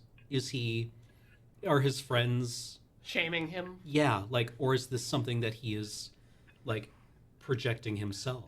Maybe one of his friends is cool and we could replace Kevin with the cool friend that likes biryani. The thing is, it's like that was like the struggle that I dealt with too. It's like, it's not that anybody was making fun of me. I lived in a multicultural area. People were coming in with pho for breakfast, for God's sake. But it's like, it's the internal racism that you internalize. You're like, I am not eating ham sandwich like everybody else. I'm not eating, whatever, like a ham, period, really. But just like eat peanut butter jelly every day or something. And it's just this internalized, like, I'm different shame that comes along with it. And it's so hard to shake. Yeah. It's so hard to shake. Oh, man. Like, I didn't become this kind of, like, very proud of who I am until, like, graduating college. Until, like, moving to Japan, when I had to realize I didn't get to be American everywhere, so I might as well be something. But yeah, it's wild. Then why? Why? That's a question I've asked my parents too. It's like, why the hell did you come here if you didn't want me to do any of this? Reading these, like, my dad's like, stop reading those damn dragon books all the time. I'm like, well, then what? Don't buy them from Costco, Dad. Come on. Yeah. It's wild. Right now, my brother is currently been in India for 3 months for the first time as an adult by himself. Like, we've always gone back with our parents, so to go back for family weddings or to go to religious events or whatever. And he's like, I just got laid off. I got a lot of money, so I'm just going to go and bum around India by myself for 3 months and see what happens. And he's been having, like, the time of his life, re-experiencing everything, getting back to the culture. He was like, oh my God, like, I'm super connected to all this stuff. And I'm like, when we were 15, 16, you would have hated every second of this. But now, as, fully fledged adults who are like, can accept all the parts of ourselves, we can go back and be like, this is rad, and I can find the things that are cool and fun. But like when you're at Coven's age and you're trying to do this, it's like, this sucks and I hate it. I want to go play basketball and eat hot dogs. Like, I don't want to eat puttu. And you're like, why? But now we look back and you're like, why would you give away that gift of awesome food? You Right. don't understand. Youth is wasted on the youth.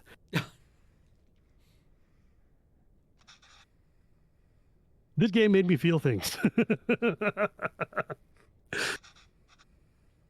It's weird because it's like a total indictment of myself, as well as me as a parent, as well as me as a kid of first generation. So, good times. Don't say shit like that.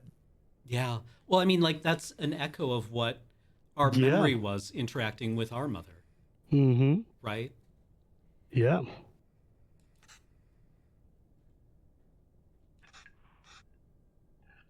Every week. Man.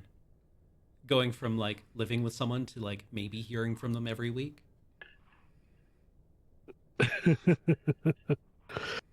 Oh my God. My mom called me every single day when I was in college, to the point where when she didn't, my roommate would be like, yo, your mom okay? She didn't call today.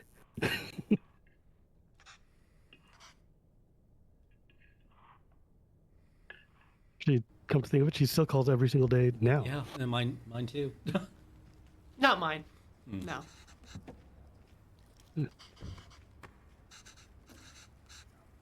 Who is that girl? Oh.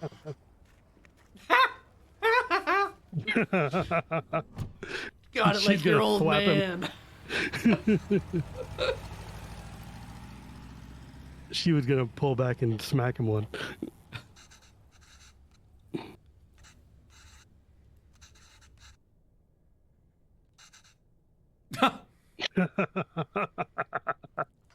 That's a mom for you.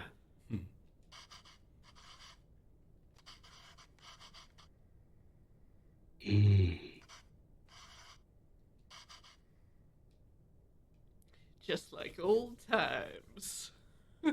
She's like, I remember those old times, but they were not they were not lovely. Again, not getting the high school teacher. It's like, it's been a decade.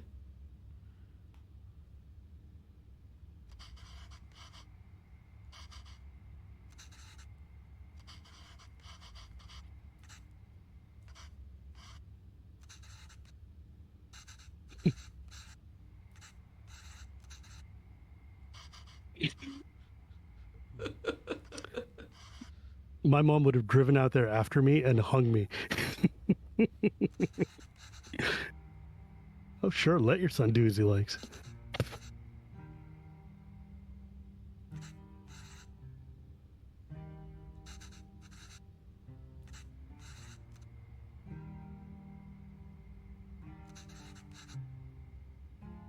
Here you are.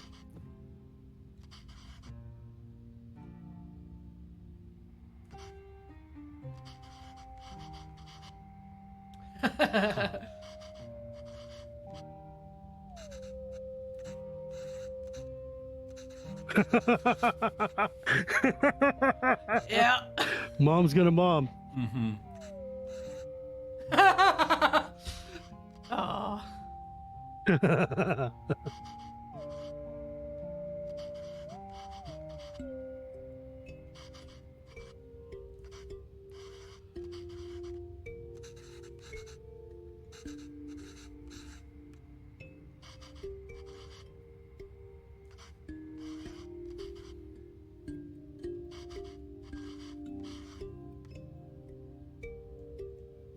I mean, I think it's also probably worth pointing out that Kevin probably speaks 3 languages. Growing up in Canada, he would speak Tamil, he would speak English, and he would speak French. He would Some speak French. French. In Toronto, he speaks enough French to say the Pledge of Allegiance or whatever. Yeah, he would be able to sing the anthem in French, and you know, Je suis la Jouvie. pardonnez-moi, désolé Yeah. de déranger, mais est-ce que je peux demander où est le shitter? Puis-je Quel point fait-il aller au aujourd'hui? toilette? Vitement, s'il vous plaît. That said, Little India in Toronto is amazing. If you haven't been there, I've it's one of the not. coolest little Indias I've ever been to. I have a lot of family and friends, not family, but like community members who live in the outskirts of Toronto. So we used to drive there from Massachusetts when I was a kid. So I spent a lot of time in Toronto in summers. It's really cool.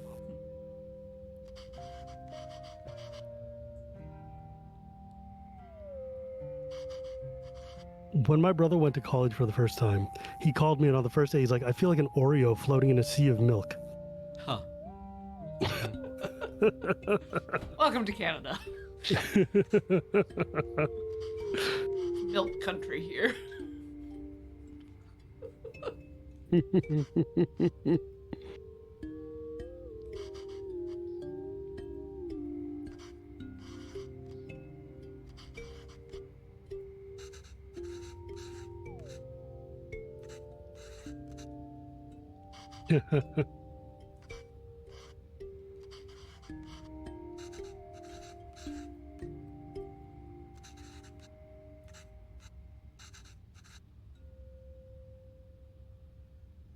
Such a good sentiment.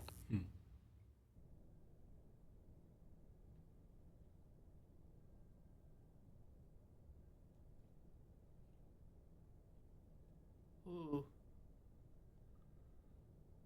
2014. Not my Uh-oh. favorite year. Hmm. Oh, That is a black and white picture. with the glasses that someone is not wearing anymore. Mm-hmm.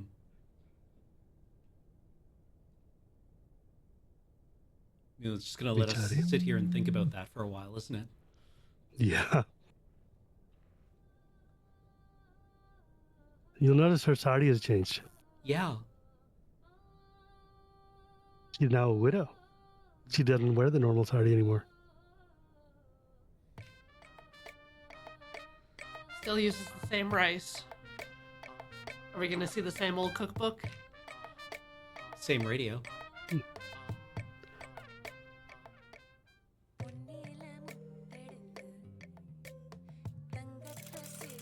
Oh. Oh god, I love these so much. What? This is called murukam in Tamil and chakri in Gujarati, and this is maybe my favorite snack food of all time. You Oh. fry As it? in, like, yeah, Oh. these are little fried spirals of like chickpea dough and cumin and like chili powder and salt, and they taste insanely good. They're literally my favorite snack food on the planet, and my wife's favorite snack food on the planet now too. It's like whenever it's my birthday or whenever something cool is happening, my mom will make them for us because they rule. And I have that little can that she used to Yeah. put the spirals down. That was like my wedding gift, or one of the wedding gifts I got from my mom, was to get the family one so that I can make these myself. I like how the ingredients were elided. Yeah, Right? It almost Not feels like important. this is something that you just like make out of habit, Yes. right? And then Mm. like the only thing that really requires your attention is the hot oil. Yeah, like she wrote down a list. She got a text and she's writing down a list of things that she's gonna make. So like, This is ghee. this is dough that's oh maybe it's ghee. I don't know. Yeah, it looks like ghee. It's solid there and liquid over there. Yeah. What are we frying?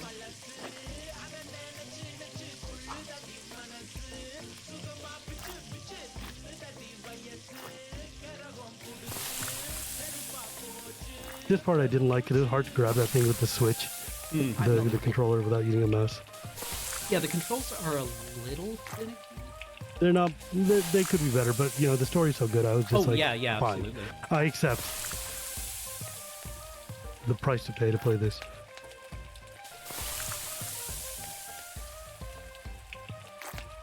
I love her little evil skeever pan, or takoyaki pan, or whatever's going on over here. Yeah. The divots. It's like an escargot plate. Yeah, it's like something like Oh. I like how there's no visual indicator of which Nope. ones are finished, but she knows. Well, she knows what order she put them in, but you can smell. Yeah. Okay. Okay. Like, you're like, oh, flip that one or it's gonna be bad. But just the like, I don't know. This Yeah. feels very like inside baseball, Oh yeah. right? Like there's no, the game doesn't give you a visual indicator when it's Nope. done, but the character. This is you know knows. or you know. Yeah. You know or you don't know, and we're not telling you. Yeah. But you can tell this is like hella labor intensive. All right, WarioWare. Slice.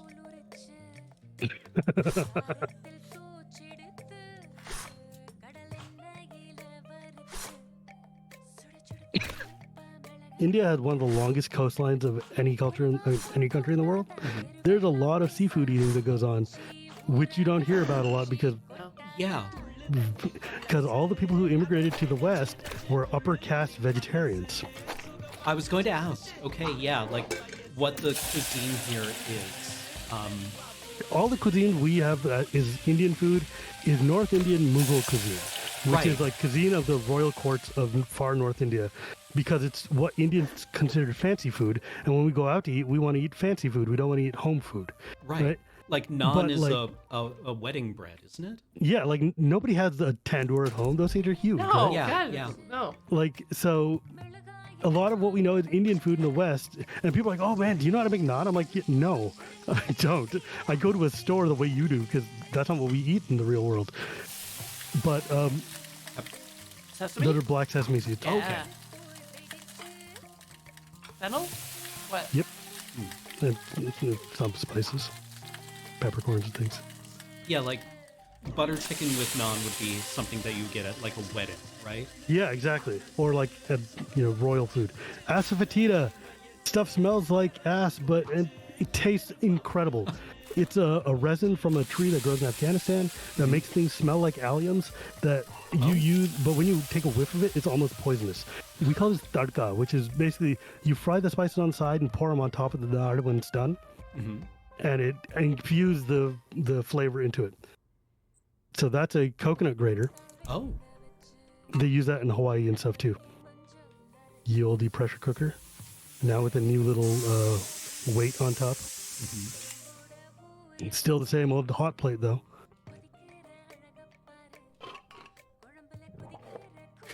Gloop. But yeah, if you go to like Bengal or like Calcutta food, they have a lot of fish there, and in like the food of lower caste parts of South India and stuff, eat a lot of fish and meat. I love this. Like Yeah. pulling off the one sprig and then being like, more. Yeah, Need a tiny exactly. bit It's more? like no, these it are actually coriander needed leaves. this much more. Dana. It's me. Yeah. Now we're gonna do the do the whole thing. It's like, come on, whatever. Why are you being fiddly about it? And yeah, like as Kite points out in chat, like the pacing of this feels very like excited, Yeah. right? Like this is pulling out all the stops cooking. It Look, feels she like. pulled out a fish. She's making like meat. She's got that text message she got was a big deal to her. Yeah.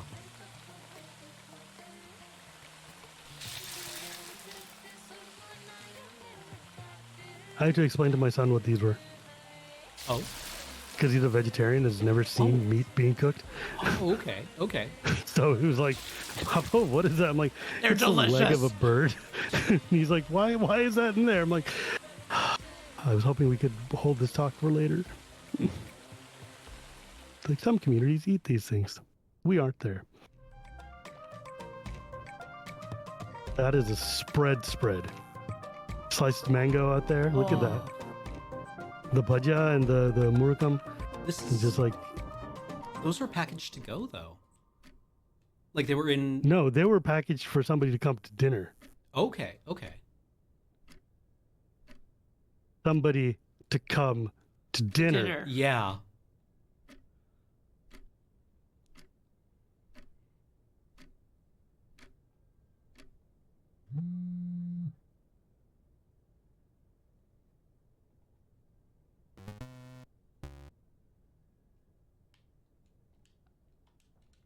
Things.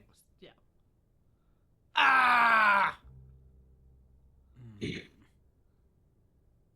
Disowned.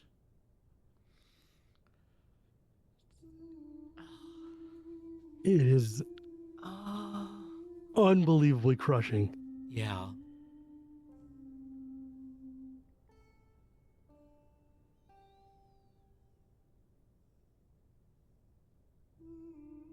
There's nobody there to do the dishes. Hmm. She's just gotta suffer. Yeah. The ingratitude that kills me.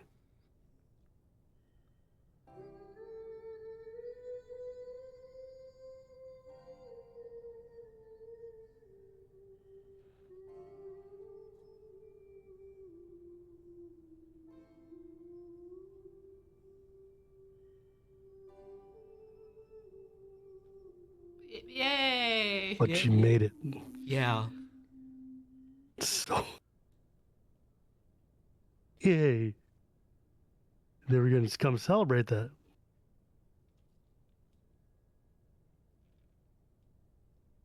Man, being a puppet to many strings. The mask that's been on the wall the whole time. Hmm.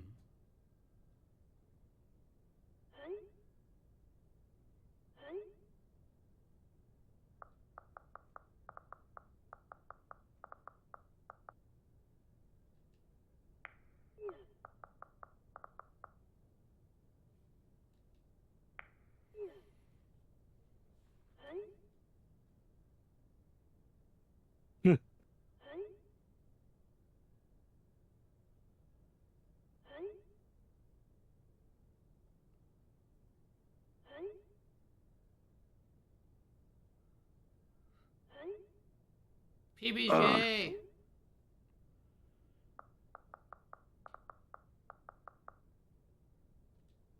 Vindaloo is Portuguese Goan food. Hmm. Tikka is Mughal food. Lol. The sardonic lol of our people. Oof.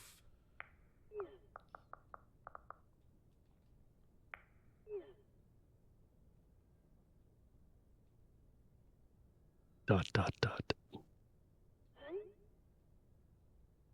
Way to bring it down.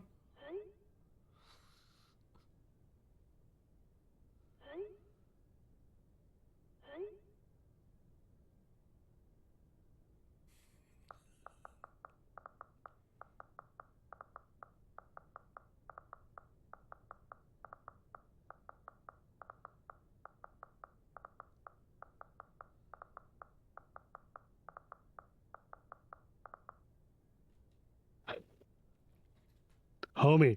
Homie. Uh, Replies with okay.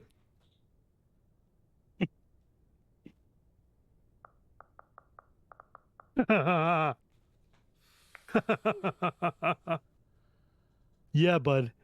Feel that insecurity now that you're in your 20s. Yeah.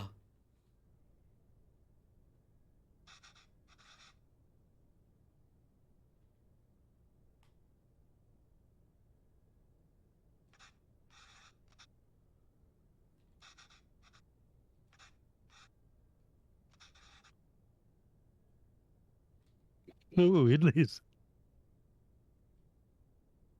Yeah, buddy. Learn to read Tamil, maybe.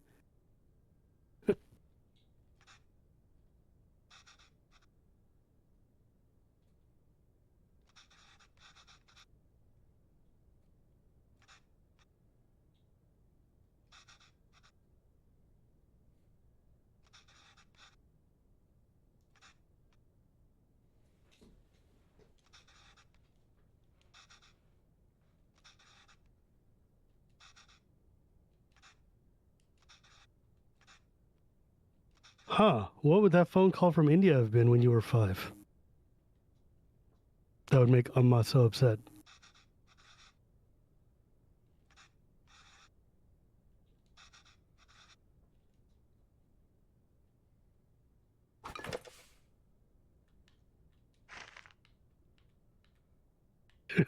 Hard mode. Yeah. Tamarind paste. Blend it. Water.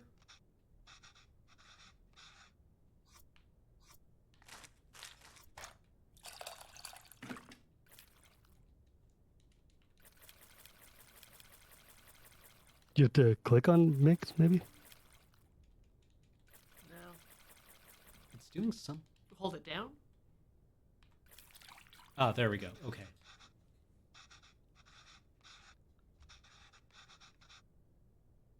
Huh. It's nice to have a tutorial at like the end of the game.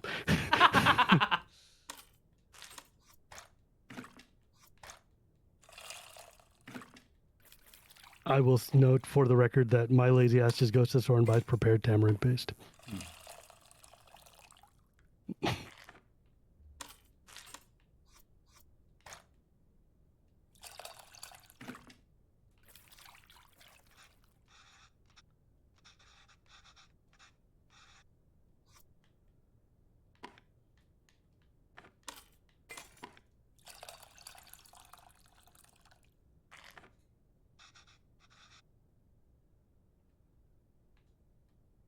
Tamarind paste is really good, by the way.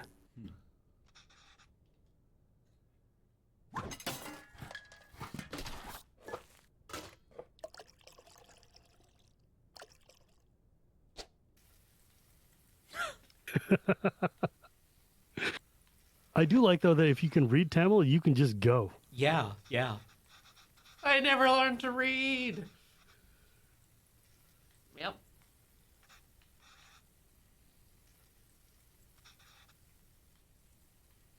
Okay.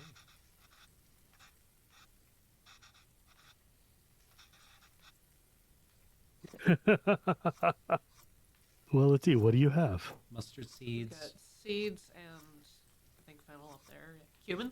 Yeah, cumin. Not the shallots. Cumin in the Yeah, fennel. the dry stuff. Mm-hmm. Yeah. Cumin and the mustard seeds. This is how every desi recipe starts. Mm-hmm. With mustard seed and cumin frying in oil. You wait till they pop, and then you start pouring everything else in.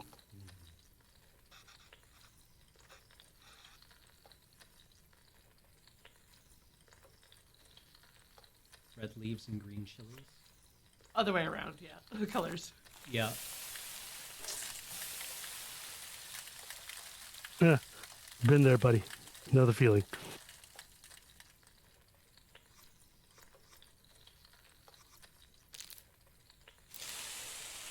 This is also where it helps to know how to cook. Yeah. And you're like, what would I add in this order? I've been there too, man. We used to, when we'd have parties, we would have to either put like plastic bags around the fire detectors, the smoke detectors, or just disconnect them because you fry a lot of food for these parties. And Then you add. Water itself. water itself.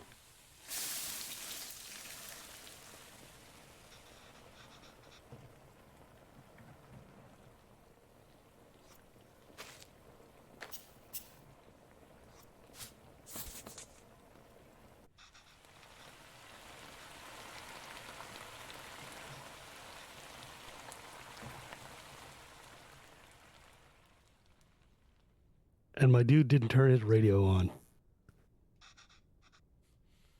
Although growing up in the early 2000s, you know, it would probably be Yeah. like corn.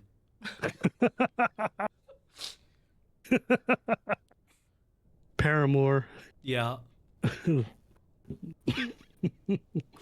Although let's see, in Toronto, then like lived a lot of hip hop and like Yeah. Yeah. Apache Indian, Avril.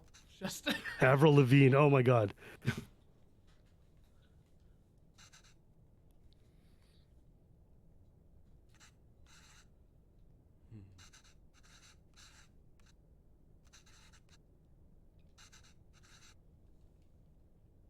Mm.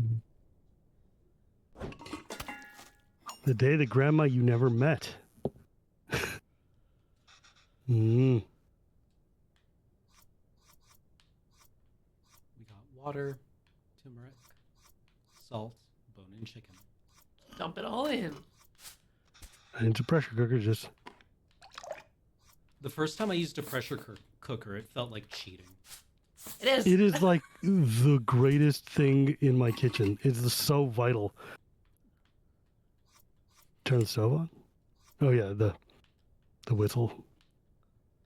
You know, someone's going to make a lot of money someday converting all these old Indian recipe books from how many whistles do you wait into how long is it for an Instapot? Because like half of my recipes are like, put in the pressure cooker, wait 3 whistles, then turn the heat off. And it's like, okay, well, what does that mean on a fully digitized Western device? Yeah. It's like, nah, bro, you need to use steel and stoves to do this. The immediate like back to being 5 years old.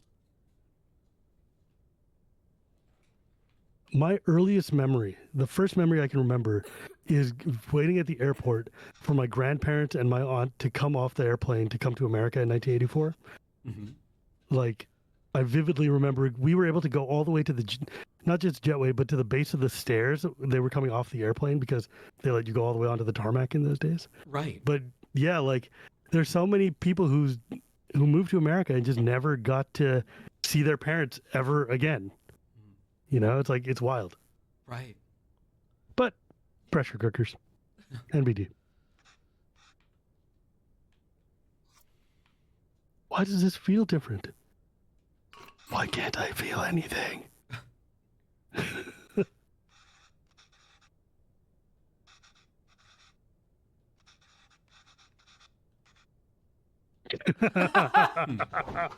Yeah.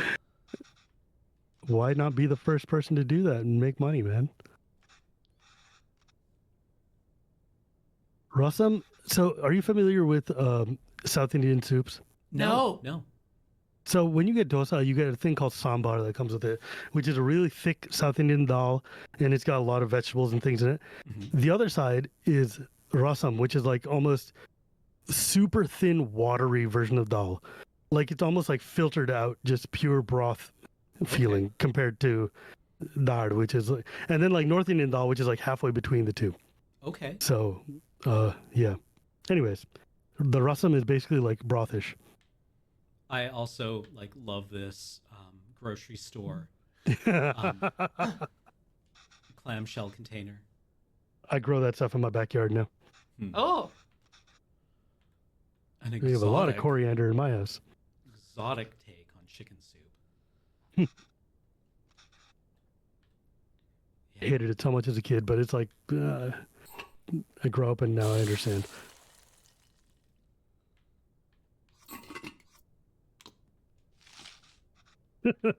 Yes. The clamshell.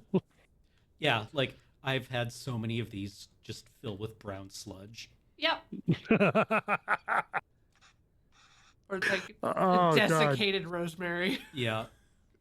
Just the sage leaves have dissolved Yeah. into blue. Yeah, no, or basil for me, where Oh it's just God, like, it's the worst. yeah, it's like I only bought this It turns like instantly.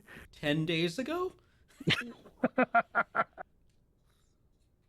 I've been there.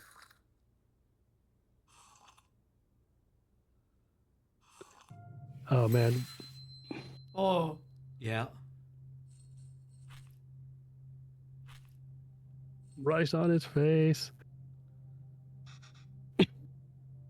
I ruined a party once because there was a pressure cooker on the stove that I wasn't paying attention to, and a gigantic tureen full of dal. It was like, it must have been something like 30 liters of dal in this big giant pot behind me. And I'm saying this pot is big enough that you could put like a toddler in there and they wouldn't be able to get out level of pot. Right. And like the whistle of the cooker blew up, and I was so startled I literally jumped back and landed thigh deep in this dal. And it was just burning hot. And I lit my feet on fire and just completely boffed. We were supposed to be feeding like 150 people at my house. Or having a big a puja festival ceremony thing, and I just completely like ruined my day and everybody's day. And I'm just sitting there thigh deep, scream crying in the stand. It's so painful, just on so many levels. It was not fun. No.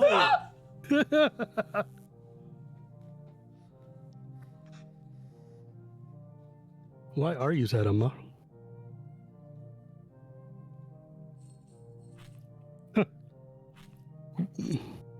Your 5-year-old son. You're not gonna And he's sick at that, right? So- Yeah, this is probably not the audience for our own stuff.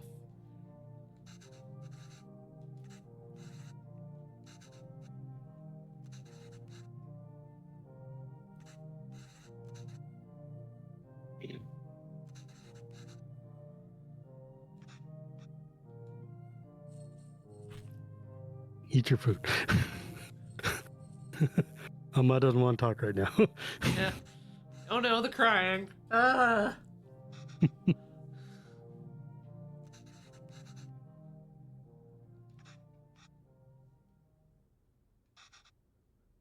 Yeah, you won't leave, but you'll never come. You won't show up for things. Mm-hmm.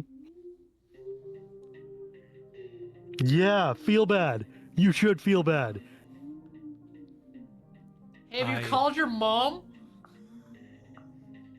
Chat, call your mom. If you like to do that. Yeah.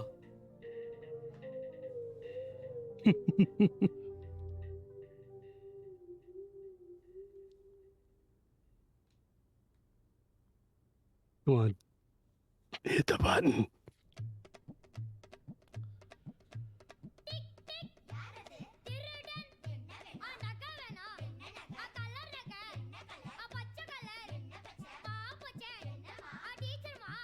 She moved back. Yeah. Yeah. But Like, like she she didn't- finally went back to India. Yeah. Like she was. There's nothing holding me here.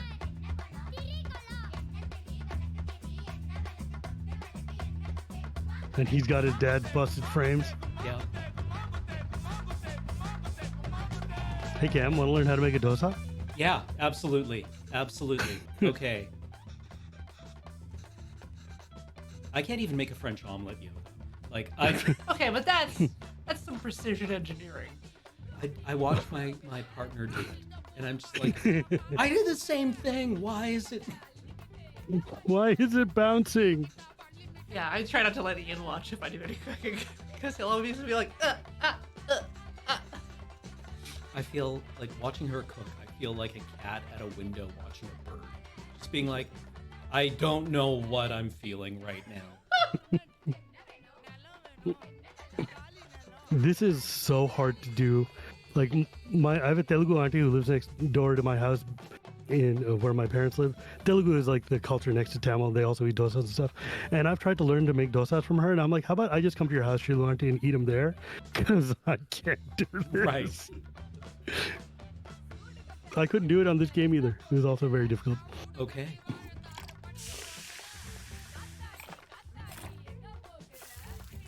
Spin. Will it just let us crater? Here's. Oh yeah. Go ahead. yeah, yeah, oh Come yeah, on, come on, come on, Yeah. come on. No. Yep, keep going.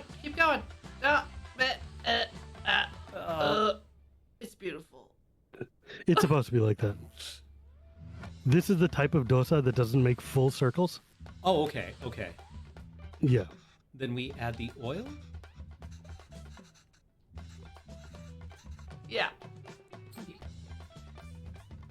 What does the oil do, Cameron? It spreads around the edges so you can flip it. Huh. Water on the stone. Set the fire to the low. Oh, set the fire to the low setting. Okay. Yeah. This is how you torture dosa. Another dosaster coming up. Toaster. Kevin's got the jokes.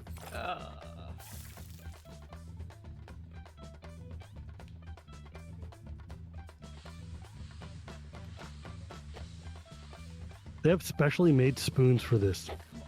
These spoons are like the things that'll get you the batter and then also have a very specialized flat bottom that'll let you spread the dosa. Okay. It doesn't work with other spoons. Okay. I mean, we- you can, but Oil But and don't. turn up to high. Yeah. Look at they have special griddles that they make for dosas. But so good. Look at that, so perfect.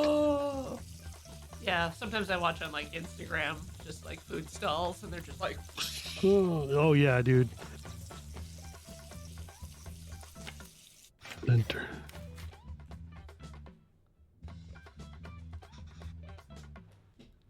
You can see he's got his potato curry, he's got his chutney, and he's got his other chutney, his sambar in the other dish.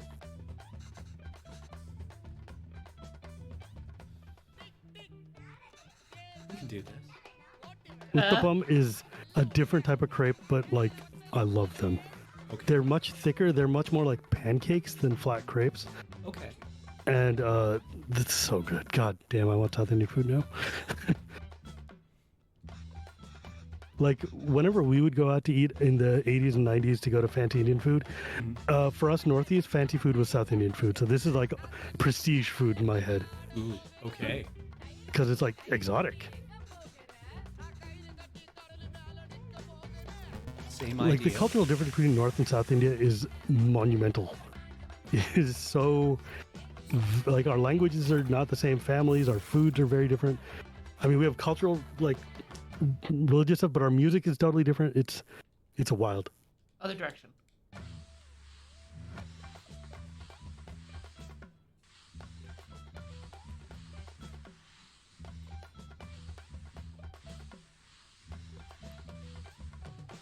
Please.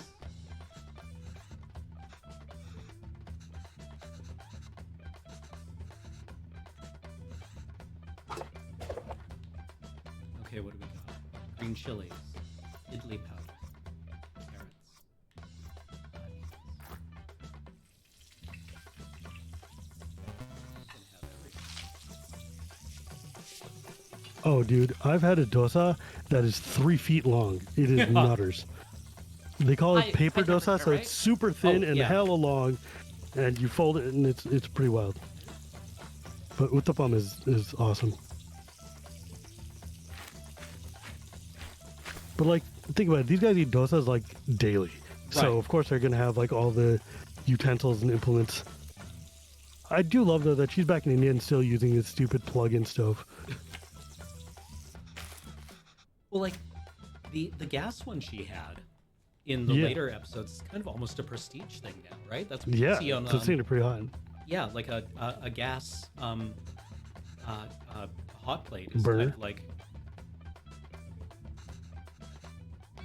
a precision tool in a Western kitchen, right? Like it's what you see on what was Cooking shows. yeah. I was just thinking of the one that Claire Saffitz was on. But Oh, Bon Appetit. yeah, Bon Appetit.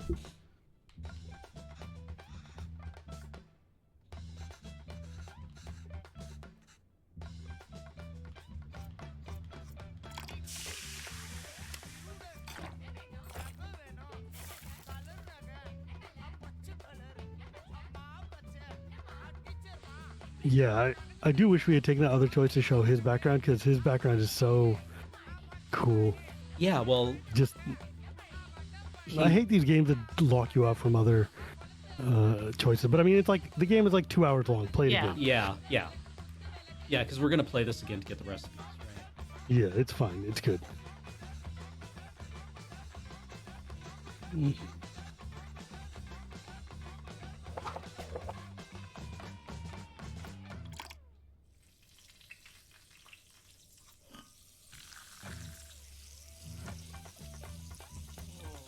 This, of course, uses 2 ingredients you wouldn't find in my house: eggs and meat. Well, I mean, I'm a little less orthodox. I do eat eggs, but like, it's a point of contention with my mom. Okay. Oh, okay, okay. She had grumpy about that. But I'm like, I had mayo as a kid. Relax. Or was it Miracle Whip?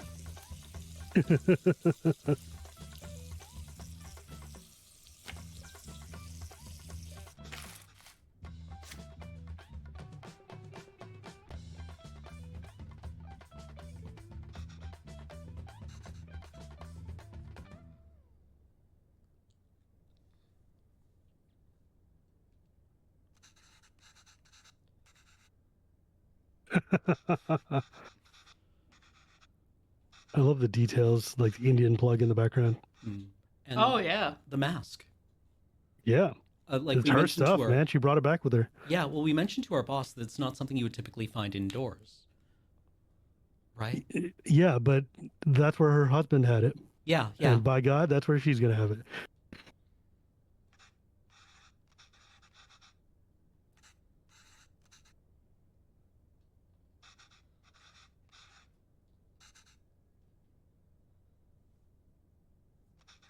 Dad's glasses. Such a good detail.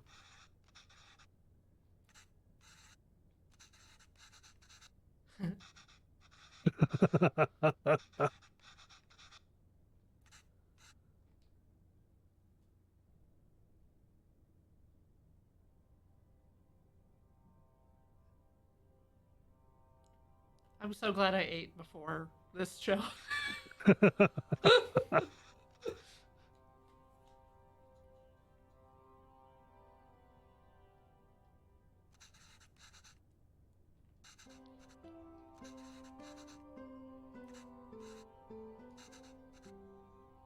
mm.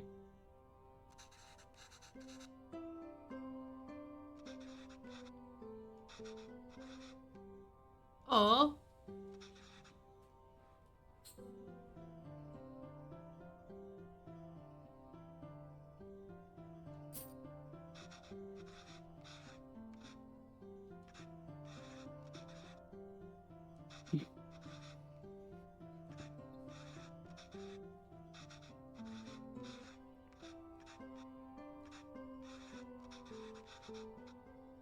Hmm.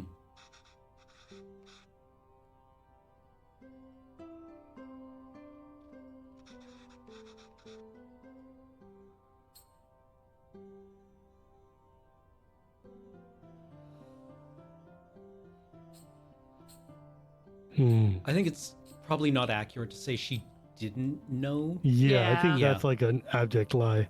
Yeah.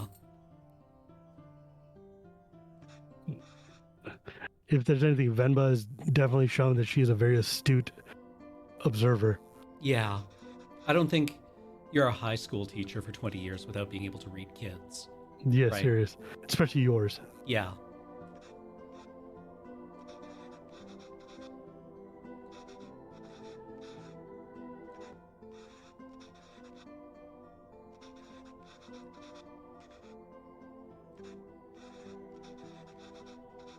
Feelings.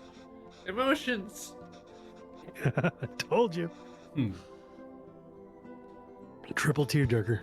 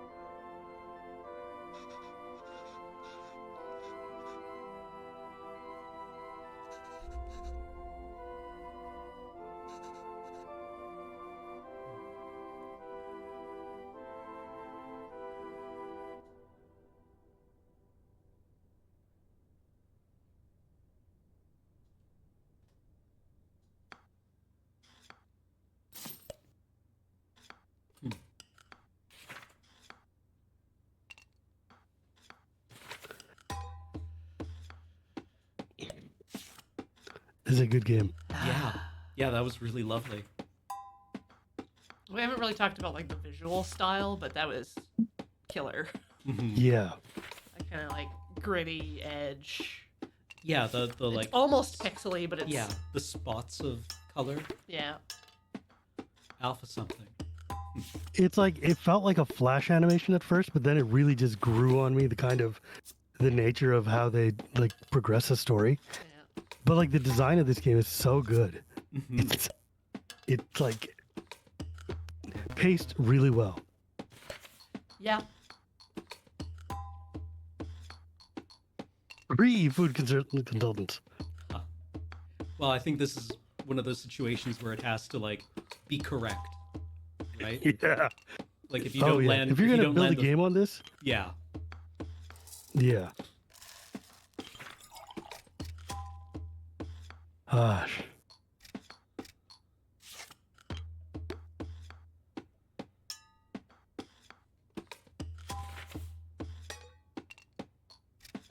And I like that the soup wasn't something that Venba really wasn't a focus for her, Hmm. right? Like she remembered other times Yeah.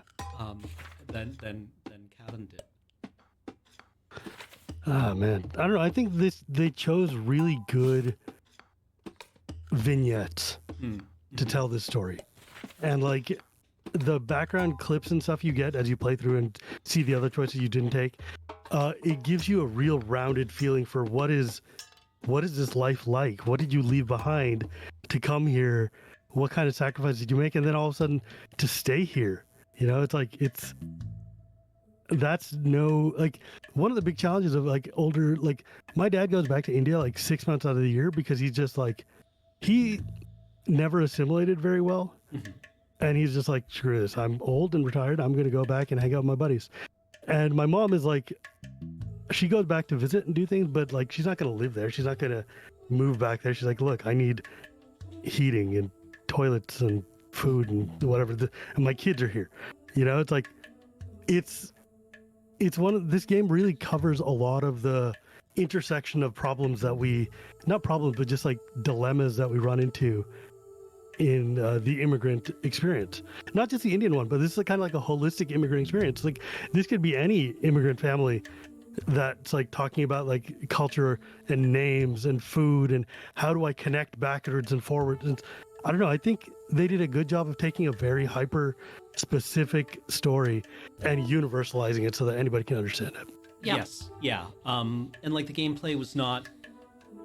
It wasn't hard, No. right? Like Just lightly puzzles. yeah. It did not present this as like an arduous thing or a challenge.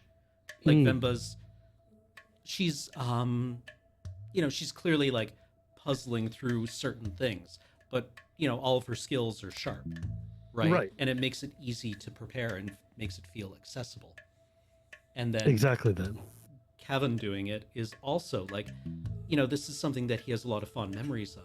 And I would have almost loved it if like the recipe he prepared at the end was like, it's not very good. Like it hits many of the correct notes, but Not quite. It's like, Yeah. Or if you had been like, man, this isn't quite what did she do? Why does it not taste right? yeah. Because that's a song we sing a lot. It's like, this doesn't taste like my mom does it. Yeah. One of the things you'll realize with Indian recipes and really with immigrant recipes is how did they make it the day they told you how to make it? And that's what the recipe you write down. That's not the way they make it every time. It Right. changes every time because they're just using palm of their hands plus whatever's in the kitchen, throw it in there and make it work it, right? Right. And I imagine know. there's like, we didn't really see them have to work around inaccessible ingredients Mm. or just things like, occasionally, the humidity's wrong, Altitude, Something- whatever. Oh, something yeah, is oh, yeah, off, oh my God. right? Like, and it makes this dish really difficult to prepare. There are so many foods that I think of as beloved foods from my childhood that do not exist in India, but exist here because my mom was like, I can't get that thing. Right. We have to use this thing. Like, they don't make broccoli back home in Right. India or whatever. It's like, but my mom cooks broccoli really well because guess what? It's a green vegetable and you need to eat. So here's broccoli, It works so well in curries. Oh. Yeah, it does great. Like, but like all these random like just food stuff that like my dad used to tell me like when he moved to Texas for college in 1974, and he was a bachelor kid, and he was like, running away from India because he was in political trouble, which is wild unto itself. But he was here, and he's like, I got a job at a Jack in the Box. And like I had to eat something. In 1974, Texas is not a very vegetarian-friendly country. Right. 1994, Texas isn't. 2024, Texas isn't. But so he was like, I had to go get Mexican refried beans and then tortillas so I could emulate a chapati and like eating that. And he's like, yeah, I used to make like lamb curry and all this. Because like he basically ate meat when he was younger and then became Orthodox when I was born and gave it all up. But it was like the kinds of weird substitutions you have to make. Like I wrote a story once about how every Indian in America has a memory of Pizza Hut and Taco Bell. Because of the fact that you could go to Pizza Hut and get a pizza that had onions, jalapenos, bell peppers, and olives on it. The four things in that stack that were A, vegetarian, and B, had any kind of astringent flavor, like taste. Right. So that when you want to get food, and we're vegetarian, we want to get real, like something that's specialish, that's the only thing we could do because everything else was just blandistan, right? Like it's just boring pablum that you have to eat in America. And then like Taco Bell came out and it's like for $1 I can get a bean burrito that has some semblance of the same spice profile that Indian food does. They still use coriander, cumin, chili powder, all the things, right, more or less slightly different. And then if you go to any Indian household now, you will see that there are ossified layers of Taco Bell hot sauce packets all over the house in like the kitchen, in the drawer of just, because for years I was like, oh my God, it's free hot sauce. That's literally the only thing that will make anything taste like even now, my mom and dad will still be like, I will cook them some fancy, delicate French thing or Italian thing. They're like, great, but give me some hot sauce to make it taste like something. Right, and I'm like, right. Look, if you didn't light your tongue on fire, maybe it would actually work. But there's just like this whole tradition in the Indian American diaspora of like, we had Subway, we had Pizza Hut, and we had Taco Bell, and that's like the holy trinity of garbage that we had to learn to deal with. That's fantastic. Right, yeah, because you can get a lot of vegetarian food at Subway. I mean, look, dude, that sandwich, at least I know what you're putting on it because I can see it with my own eyes. Yeah. Like, you know, I'm vegetarian, and I go to Subway because, like, I can see it, and also it's cheap, and a lot of it. Right. And I don't cheap, have to, a lot of it, and I can see it. And I don't have to fight anyone over it. Exactly. Oh man, Venba, playing this game was rough for me, just because like it was beautiful and lovely, but like every 3 minutes I would just be like assaulted by a sense memory, Right. or like just something that was just like this is the game that taught me what triggers are. It's like, oh no, what are you doing? Right, like all of the like you said, the calendar on the wall, like just like the all the elements of the cuisine, right? Like not because we aren't getting a sense of the flavor or the smells, but like the pressure cooker, the devices, The sounds. yeah, The looks and sounds. At least. Yeah, exactly. and like it feels, it is the most authentic representation I've ever seen of my actual life, which is utterly bizarre. right, and like just the attitude of our son, right? Like I imagine you get something like very specific out of that, but in the generality, right? Like the shitbag son who is ungrateful, right? Oh my I think God. it's something that like is fairly relatable to a lot of people. Oh, yeah. Right? Oh, Because yeah. children are kind of like inherently don't- ungrateful, right? They, you know, you never have a sense for how much your parents really gave up until, you know, you are an adult. But a lot of us Right. have that same like fear of not fitting in things. As Chat Yeah. pointed out, like it's kind of also in line with like the neurodivergent experience of childhood. At Right. least it's just like You could You be get born it? and raised here and still be like, oh man, I feel like the weirdo, and all the other kids have good food and I have to bring this crap from home or whatever. And it's like, bro, yeah, okay, the alienation and stuff is real, but like kids, like my mom used to tell me all the time, and every mom has told their kids this, which is like, you won't understand until you have children. You know, Yeah. like the kind of sacrifices we made, and like coming to this country and $8 in my pocket. I'm like, okay, mom, I get it. Yeah, right. And then I had a kid. And then I was like, oh, guess what? You were fucking right. You got. Yeah. And it's like, okay, fine. I understand now what it's like to have your entire focus in this egocentric being that does not acknowledge anything other than itself. And I'm like, wow, I was an asshole as a kid. Oh my God. Oh man. But like, I just think about moving to another country where you don't speak the language at all and having to suffer through this like misery because you can't go back home because it's bad, or like you got to just stick it out and try to make a go for it here, and there's no one helping you. There's no support structure. Your support structure hates you, and like then you've got your husband, your kid. Husband is like stuck in his own problems. Your kid is like, I want to go play basketball and like, you know, go to Timmy's house and eat a roast beef sandwich or whatever, and not this whatever crap at home. Yeah, and not even speak a language you understand. Yeah. Right. Yeah, like that filter over his speech bubble, I felt was like, especially like, once I got it, right? Yeah. It felt especially like, not hurtful, but like alienating. Right. It's like you're in this area and even this thing that you've created gets given up on you, right? Like what does that tell you about yourself? It's wild. It's super wild. And like, I could tell you assimilation stories about my family all day long because like literally they picked up the entire village from India and dropped them in the Bay Area. So like I've got 500 relatives living within 45 minutes of me. And my wedding had like 600 people in it. Yeah, like, so this is just immediate family. They left the kids at home. Yeah. It's wild though, because like you see people who are like, who've been in this country for 50 years, who speak English like they're going to get on a plane to come tomorrow. And then you got people who are like, I got here, I learned to speak English, I'm a football fan, I eat my hot dogs and my chicken, and I do not give a crap, and that's just how we're doing it. And they're like, my son's name is Brian. And I'm like, and then you're like, his cousin's name is, you know, Chandrakant or something. You're like, oh, okay, well, I see that we've made decisions that go in different directions. And then you come home and you're like, Mom, I'm going to be marrying this girl. And she's like, oh, really? Who is it? It's like, well, she's white. And you're like, how could you? Right. Like, how could you abandon my culture like this? And I'm like, well, this is my culture now. It's like, but. Yeah. And then, like, you know, my cousin comes home and she marries a Chinese guy. And it's like, What is going on with these kids? Kids cats today. and dogs. What's happening? Right. Yeah, and it's wild because it's just this like this notion of assimilation and how far do you go with assimilation and how much do you assimilate?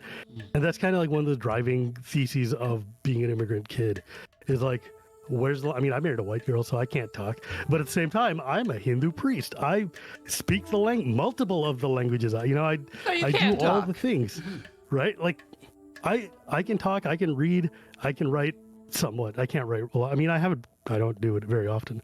But like now it's the issue of like, well, am I going to teach my son how to speak Gujarati? Is that a thing that matters? Do I need to do that? I need to teach him the holidays. I put him in Sunday school so he can learn all the cultural traditions or whatever. But like, is he just fully American now? Is our religion Peppa Pig and Bluey? Is that what we do? How do we go from here? Right. I don't know, because that's the challenge of today. But thank you so much for letting me come on and share this game with you guys. I really, really appreciate it. When I first got it and I first saw it, I was like, I need to stream this and show it to somebody because I have so much to tell, and my wife has heard it. So I need to tell somebody else. Hey, Lur, do you have a minute so I can talk to you about the glories of Venba? Thank you so much for being on, Shivam. This was a delight. Oh, God, I love this. It's so much fun. Yeah, this is fantastic. Anything else before we go? Like, do you want to tell people where to find you, especially if they're not familiar? Oh, yeah. Hi, I'm Shivam. You've heard me for the past 3 hours talking about this game. But I also have an interview podcast called Casual Magic that comes out every Tuesday. And I have a podcast that I do with another Lure member called Shivam and Wheeler Love Magic, where me and Ben Wheeler sit and talk about magic for like 2 hours or something at a time. And then I have a third podcast called The Chronicles of Dragonlance, because I like to talk about Dragonlance books. Because, by God, my dad bought them for me. I got introduced to Dragonlance by a Tamil kid when I was growing up in Massachusetts. And he introduced me to Dragonlance, Civilization, and Dragon Warrior, the three things that have stayed with me my whole life. But yeah, so you can find me on Twitter at GearPuriGears, and other places on like old episodes of Tap Conceit or whatever. Mhm. But otherwise, thank you guys so much. I love this. Right. It was great to talk with you as always. Yeah. All right. Well, thank you so much for joining us on this episode of Talking Sim. We will see you in the future. Yep, we'll say goodbye to Shivam right now and goodbye to YouTube, and then we'll go and do the follow up afterwards. Bye-bye. So, bye, everybody. Bye.